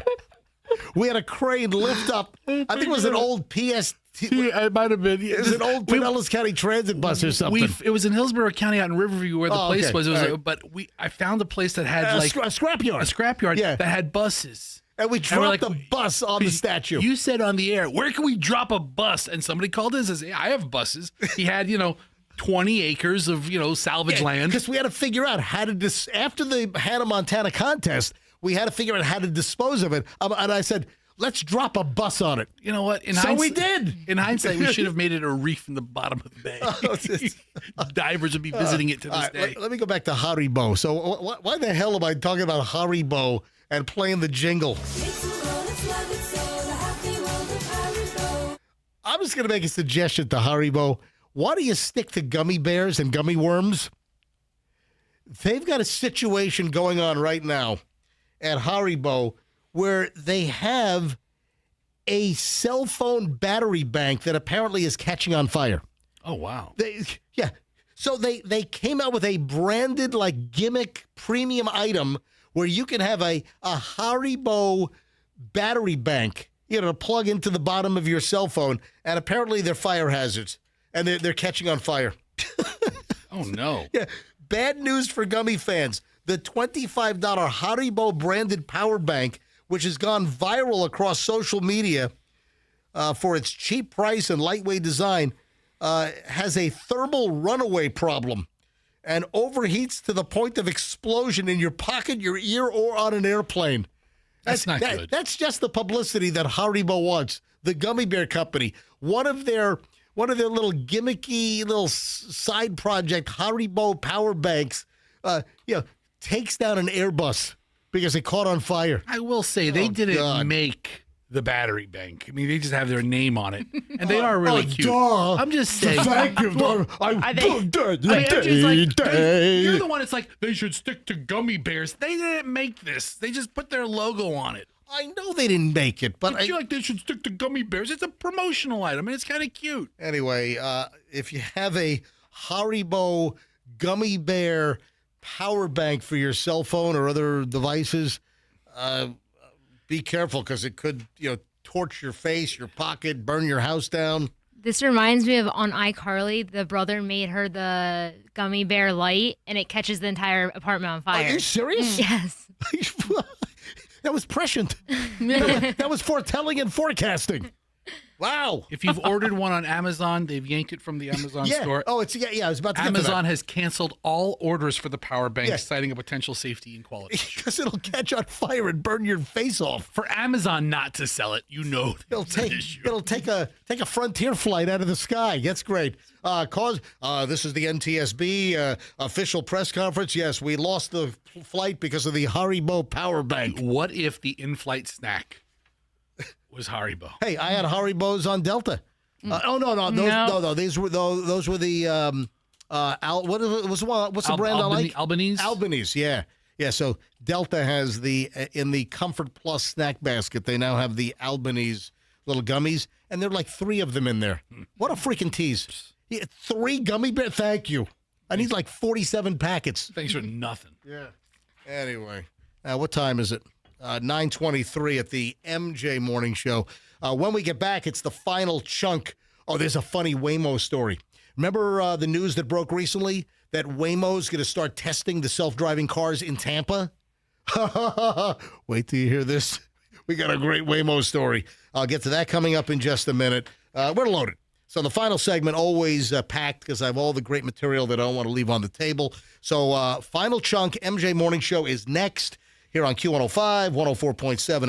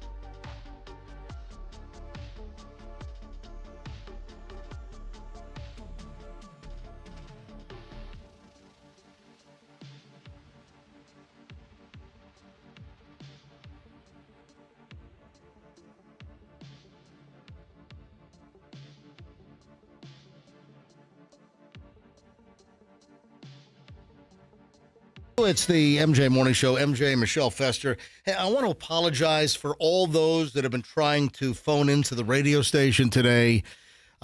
Listen, the show's been derailed in my eyes today because I had a bunch of things I wanted to go to phones for.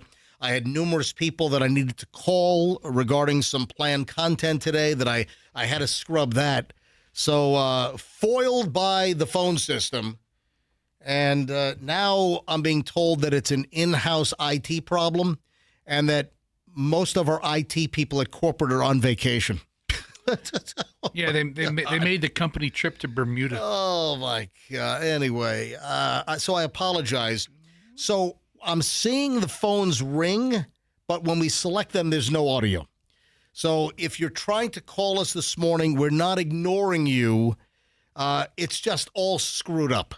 So, I mean, we're not ignoring you either. I mean, it's. Hey, speaking of all screwed up, I've got this Waymo story I've got to get to. But, I meant to mention this on Monday, first day back, and I didn't. Did you see the item that Airbus had to reprogram all of these Airbus 320s because of flight control disruption? And it turns out that was the reason why that flight dropped a ridiculous amount of altitude and had to make the emergency landing in Tampa a couple of months ago. Do you remember that? I remember the story when it had to make the emergency landing. Yeah. So airlines around the world in the last 4 or 5 days, they had a rush and do a firmware update. It's like, I mean, let's be glad they caught it, right? Yeah. So airlines around the world had to scramble to essentially download new software into a plethora of these Airbus 320 family airplanes, which includes the Airbus 319, Airbus 320, and the larger Airbus 321. About 6,000 of these airplanes are flying around the world now, and not every one needed the update, but analysis of a recent event. Yeah, the plane that had to make an emergency landing at Tampa International Airport. That event. Yes. What happened was the airplanes were susceptible to intense solar radiation. So like a solar flare or some kind of a magnetic solar outburst, to put it in terms that maybe people can understand. Yeah, from the sun. Would then disrupt the flight controls of the airplane, and that caused this airliner that I think was headed to New York and New Jersey. I'll get the information in a second. That it plummeted like 15,000 feet or something. And through the investigation, they were able to attribute this to a software issue. On October 30th, JetBlue Flight 1230, an Airbus A320 was flying from Cancun, Mexico to New Jersey. It was flying to Newark, and they lost a ton of altitude. 15 people had to be taken to the hospital when they made the emergency landing here in Tampa because they lost the ridiculous amount of altitude, and the plane went into a dive over the Gulf. So they emergency rerouted to Tampa International Airport. Once they got on the ground, 15 people had to be rushed to like Tampa General and St. Joe's from Tampa because they were hurt on the airplane. So they had to do a software update. That's unbelievable. That's a lot of planes. Yeah, well, no, 6,000 Airbus 320s or 321s or 319s, they're running, worldwide, but it wasn't all of those planes. Some airlines were affected, some airlines were not affected. American Airlines, for instance, they had completed all except 4 of their 209 affected aircraft. Good job, American. By the weekend. So they already had their software done. Attaboy. Because, if you got to take these planes out of service, that's going to cause flight cancellations and all kinds of problems. I'm flying an Airbus on Friday. Well, I hope it's updated. Well, it's Spirit Airlines. I guess I'll find out. I guess so. You better hope not. No solar flares. Yeah, I'm flying Spirit from Tampa to Fort Lauderdale on Friday. Better call after the show. Who would you call? Would you call NASA? Ask if there's any solar flares happening? All right. Speaking of technology, this is unbelievable. And I bring this up. Well, I probably would bring it up anyway, but it's also amplified because we had a story out, 3 weeks ago, that Waymo, the self-driving car company, and they're what? They're in like Austin, San Francisco, Austin, Texas. Maybe Phoenix. Yeah, so Waymo is the self-driving car where it picks you up like an Uber, but there's no driver. It's a computer. It's the future, man. I wonder how those things are susceptible to solar flares. Solar flare hits the Waymo, drives you right off the Skyway. Listen, you're not going to drop 1,500 feet in a couple of seconds. Yeah. All right, so listen to this. Waymo's coming to Tampa. I bring this up because of the incident that just happened in Los Angeles. The police have the road blocked. They're doing a felony traffic stop. Yeah. They have a driver being taken out of a car at gunpoint. You know where you have the whole, hang on a sec. We don't need the mega horn. Yeah, we do. We don't need a mega horn. Driver! Put your hands out of the window! We don't need this at all. Driver! With your left hand, open your car door handle. Get out of the car, walking backwards to us, to our voices. Screw you, cop! Get on your knees. Put that blowhorn down! Interlock your fingers in your hands behind your head. I shut my radio off 30 seconds ago, man. We really don't need a mega horn. So LAPD... If you can't make the sound by cupping your hands, you don't need to do that. No, it just doesn't sound as good. No, we need to break that. No, it I don't even know why we have that. Listen, I have it for instances just like that. So LAPD, they're doing a felony traffic stop. They're getting a motorist out of the vehicle at gunpoint, and the Waymo just drives right through the whole scene. They don't care. So that's why I bring up the Waymo, and the Waymo is going to start testing in Tampa soon. Listen, man. And the cars just drive. The LAPD, they got 5 officers that have guns trained on the guy that tried to get out of the car in an intersection, and the Waymo just drives right through it. Passengers in the back. No driver. 2 Waymo passengers in the back, and LAPD's got guns drawn, and the damn Waymo's driving right into the scene. There's going to be a learning curve. Okay. It's new technology. Yeah. Got to be a little learning curve when 2 tourists in the back seat are shot. Right. That's the LA undercover tour that I want. Is it now? That sounds like a tourist ride. That's unbelievable. Simon Cowell. This is great. We talked about Simon yesterday.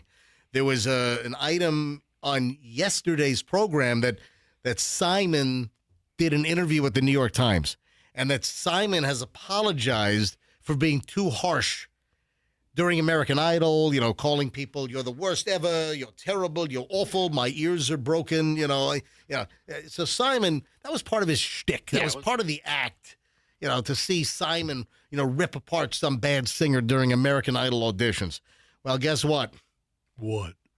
Now we've got Simon Cowell throwing some shade on Ryan Seacrest. This is what I've been waiting for. Yeah. He essentially says, "No, I don't talk to Ryan. I haven't talked to him in years." So I don't know. Was there an issue during an appearance on the New York Times interview podcast? He reflected on being a judge, but also what's emerged, and I didn't see this until after the show yesterday, that he threw a dig at Ryan Seacrest, the longtime host of the show. What's the dig? So Cowell, who's now 66, Seacrest is now 50. They worked together from the show's premiere in 2002 until Simon Cowell left the show in 2010. And the New York Times noted that American Idol launched Ryan Seacrest's career and asked Cowell why he believes he's so popular. And Cowell replied, "I can't really answer that one." What have I been saying for years? Ryan Seacrest, and some will say, "Oh, MJ, you're just jealous." No, I'm not. I'm not jealous. I never want to be a TV personality. I'm a little jealous. But Ryan Seacrest as a radio personality was just always like middle of the road, mediocre. And listen, I still think as a radio personality, I think he's adequate, but there's nothing remarkably special or compelling about Ryan Seacrest. And that's what makes him so great, though. He's remarkably vanilla. That makes him so great. I was just going to say Nobody vanilla. has an issue with him. He doesn't say dumb things. He doesn't offend anybody. The only vanilla I like is MJ Triple Killer Vanilla. Is MJ's Triple Killer Vanilla Ice Cream available at Small Batch Creamery, which, by the way, is still selling like gangbusters. Do you know how many people, speaking of MJ's Triple Killer Vanilla Ice Cream, the highest quality, best tasting vanilla ice cream you've ever had in your life, let me tell you right now, it was a smash over Thanksgiving. Do you know how many people sent me pictures via email, via direct message on my Certified MJ Radio Instagram? How about via pigeon? Or people that know me sending me text messages. Yes. I had dozens of pictures of people sending pictures of them holding pints of MJ's Triple Killer Vanilla. So this was a big staple. For dessert time at Thanksgiving dinner, tons of people bought MJ's Triple Killer Vanilla pints from Small Batch Creamery. So thank you very much. The best-selling flavor he's ever had. Dude, the best thing to happen to your vanilla is if Ryan Seacrest buys a pint. Hi. That would be nice. Hi, this is Vanilla Ryan Seacrest, and I want to tell you right now that I used to be the best vanilla, but now the new best vanilla is MJ's Killer Triple Vanilla Ice Cream from Small Batch Creamery on 4th Street in St. Petersburg. Oh, and by the way, I'm in talks with Alfred. We are going to launch my chocolate, which is decadent. Valrhona, the most expensive cocoa powder you can buy. All of your top pastry chefs around the world, they use Valrhona. It's a French-made cocoa powder, and that's the staple. There are two, very good chocolates. Cocoa powder by Valrhona, and then the Calabout Belgian dark chocolate Calabout. So there are two chocolates in this, and we are going to start working on adapting my chocolate recipe to the commercial process of making it in his professional, big batch freezer. So the point is that my chocolate is coming probably after the first of the year. So here we are. We're almost at Christmas time. So I'm thinking of, maybe a late January or February launch of, I think we're going to call it Milton Fudge Cow. And it's going to be, do you think that cheapens the quality? Calling it Milton? That might, now that you say that. I'm not sure that I like that. Yeah, so No, listen, hold on. It's shtick related. The whole thing. Yeah, it is. But I do like. At the end of the day, it's great ice cream and it's a bit. Yeah, Go at Milton Fudge Cow. Yeah, take the L out. Yeah, it's Milton Fudge Cow. Yeah, you got it. Instead of Milton Fludge Cow. But again, I'm going to tell you right now, this is, hey, what does Dr. Chuck say? So Dr. Chuck Slonim, who has been one of the lightning doctors since the inception of the team back in the early 90s, a good friend of ours, Chuck Slonim, Dr. Slonim, says what, Michelle? This is the best, absolute best chocolate ice cream he has ever had. In his life. So, and he's right. It is fantastic. It's the best chocolate ice cream I've ever had. Yeah, look at that. My wife even agrees. And my wife agrees with nothing with me these days.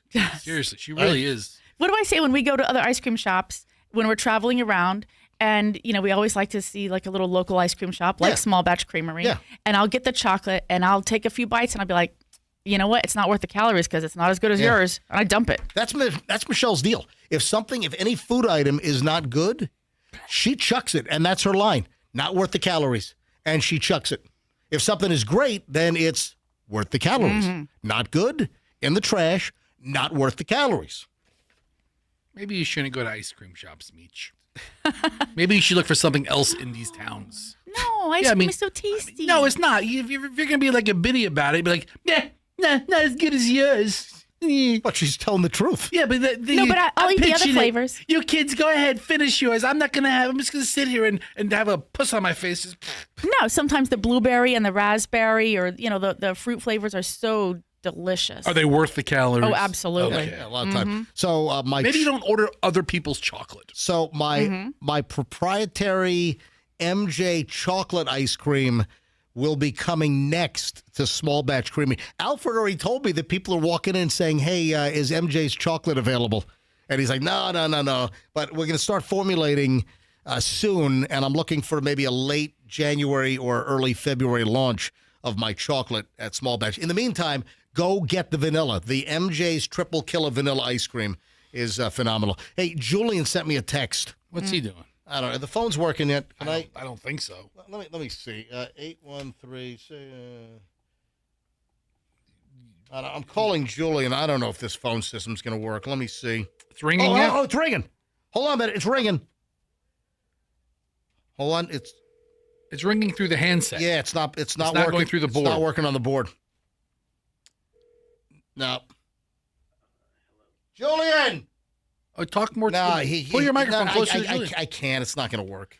It would work. Hang on a minute. No, so it's not. Julian, can you hear me?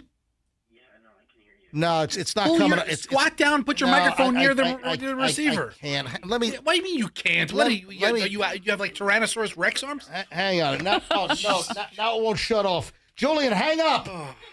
Oh, now I can't shut the handset off. Why did you call him in the first place? Because I want to see if the damn phone system's working. No, you said he texted you and you wanted to call him about something specific. Yeah, is he still there? Hang on a minute. Let me call Julian. I'm going to call him on my cell phone and just hold the freaking thing up to the microphone. Yeah, like this is 1940. Oh, no, they didn't have cell phones in 1940.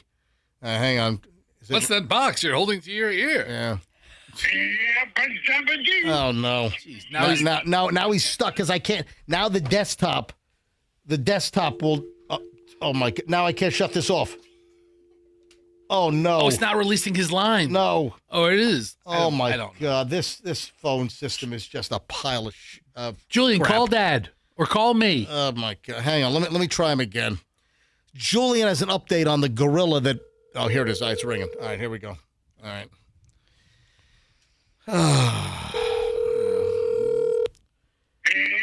Oh my God! What is he just picked? Whatever. So Julian sent me a text. He says that the gorilla blowing the stuff out of his butt onto the glass is AI. No. That's what he say. Yes. Is it? I don't know. Yes. If it is AI, then that is what I want my AI to be. Gorillas with explosive diarrhea. No. I'm reading this. Yeah. So that's what Julian sent us a text saying it's AI. I don't know. So I guess we'll see. All right, 9:49 at the MJ Morning Show. Speaking of cell phones, cell phone technology. Oh, look at this. Samsung is about to reveal the first triple folding phone. That seems like too many folds. I'm not going to buy one of these folding phones until they're like one of those wet naps. Remember those? Fold it up into 24 squares. Yeah, 24 put it in your pocket. That's what I want. Waterproof. I want a wet. Hey, Bailey, do you know what a wet nap is? I'm assuming it's a hanky because you said pocket. Well, no, it's like after you eat like chicken wings or something, they bring you like a little lemon flavor or lemon scented. They used to be like are they still Never around? heard of that. They used to be in a foil packet. Like if you go to a rib place, and so your fingers get messy or somewhere, and they'll give you a couple of there were a little like a little foil packet. Yeah, a little foil packet, and it's just a little tiny. It might look like this, but the thing is, it's folded up. It's a wet nap. It's basically a wipe. Like teeny an tiny. Okay. But it's yes, the size of a stamp, but it's a postage stamp, a little bigger. But it opens up. And then it unfolds, and it's folded like 36 times. So I'm going to wait for Wet Nap to come out with a cell phone because, Samsung, a triple folding phone, not interested. Does it fold like a burrito? Or like a, 1-in-1 or well, you've seen the fold phones, right? And where it has the seam like in the middle of the screen. I mean, the technology is pretty fascinating. The quality is impressive. It is. I know early on, I think the seams or the connections were breaking, but I think they've gotten the technology much better. And I've never really needed one or wanted one. I'm thinking about buying one just because of the Steph Curry commercial. Yeah. Have you seen that him? right? He's like, I'm a loyal guy. I don't change things. But for him to change the phone, and he opens up the phone, and it's like the phone instant tablet. And I'm like, okay, that's pretty cool. Yeah. So when I thought of this, that Samsung's now coming up with a triple folding phone, I'm like, you know what? I want the Wet Nap phone. Rib joints, I think years ago, didn't KFC, I think Kentucky Fried Chicken used to have the Wet Naps as well. I think they had a little packet that had the spork and the Wet Nap. But the fact that, Bailey, our 21-year-old, 22-year-old, how old are you? 21. Our 21-year-old intern here, Bailey doesn't know what a Wet Nap is, but we all know what a Wet Nap is. Chris, the engineer, working on the phone system. Chris, you know what a Wet Nap is. Remember the old Wet Naps? You opened up the foil packet? Yeah. Right?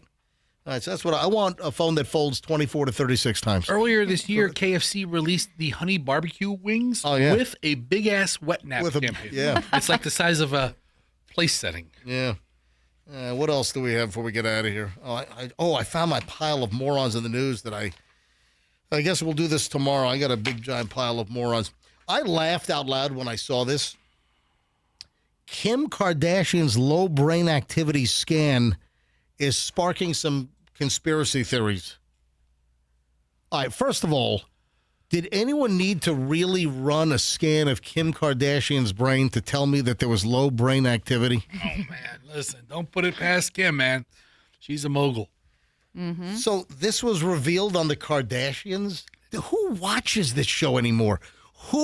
Oh, Fester, I'm sorry. I watch it. I'm sorry. It's great. Who watches this show? It's one of the best seasons yet. Oh, my God. Listen. Come on. It's great. It's entertainment.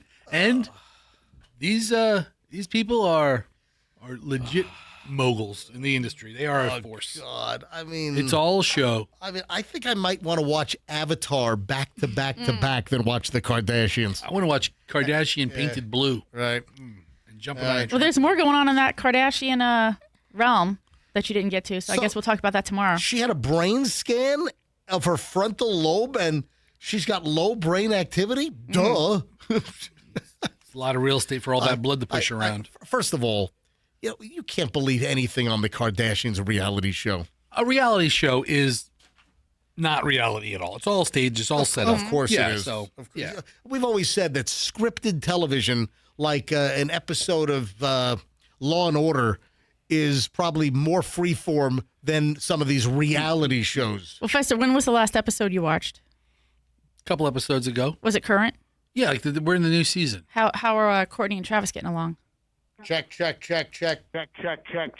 Oh, my God, the phones are working. Oh, my God, the phones are working. The phones are working. I just The caught phones are working.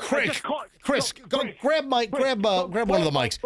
Grab that mic right there. Come on around, Chris. That's a better sounding mic. That mic works better than this mic. That mic sounds better. Crouch down. All right, so the phone. Yeah, I know, right? They don't lift up anymore. Thank you for fixing the phones with 1 minute of the show left. Well, listen, got it in, just in time. Oh my God! Is this going to happen nonstop? Am I going to be playing Russian freaking phone roulette every day when I come in here, not knowing if the phones are going to work on any given show day? I hope not. I thought we were past this, actually. Oh, my God. We've got to figure this out. Yeah, well, it was a network issue. It started last night about, 1:20 a.m. Oh, my And I literally rebooted everything. And your phone, I've never seen a screensaver on one of those phones. That was neat. And the lady's still speaking French to me. Yeah, that our boy over in Francais has to. He's got to get in there and do whatever he's got to do. All right. So your phone sucks. The phone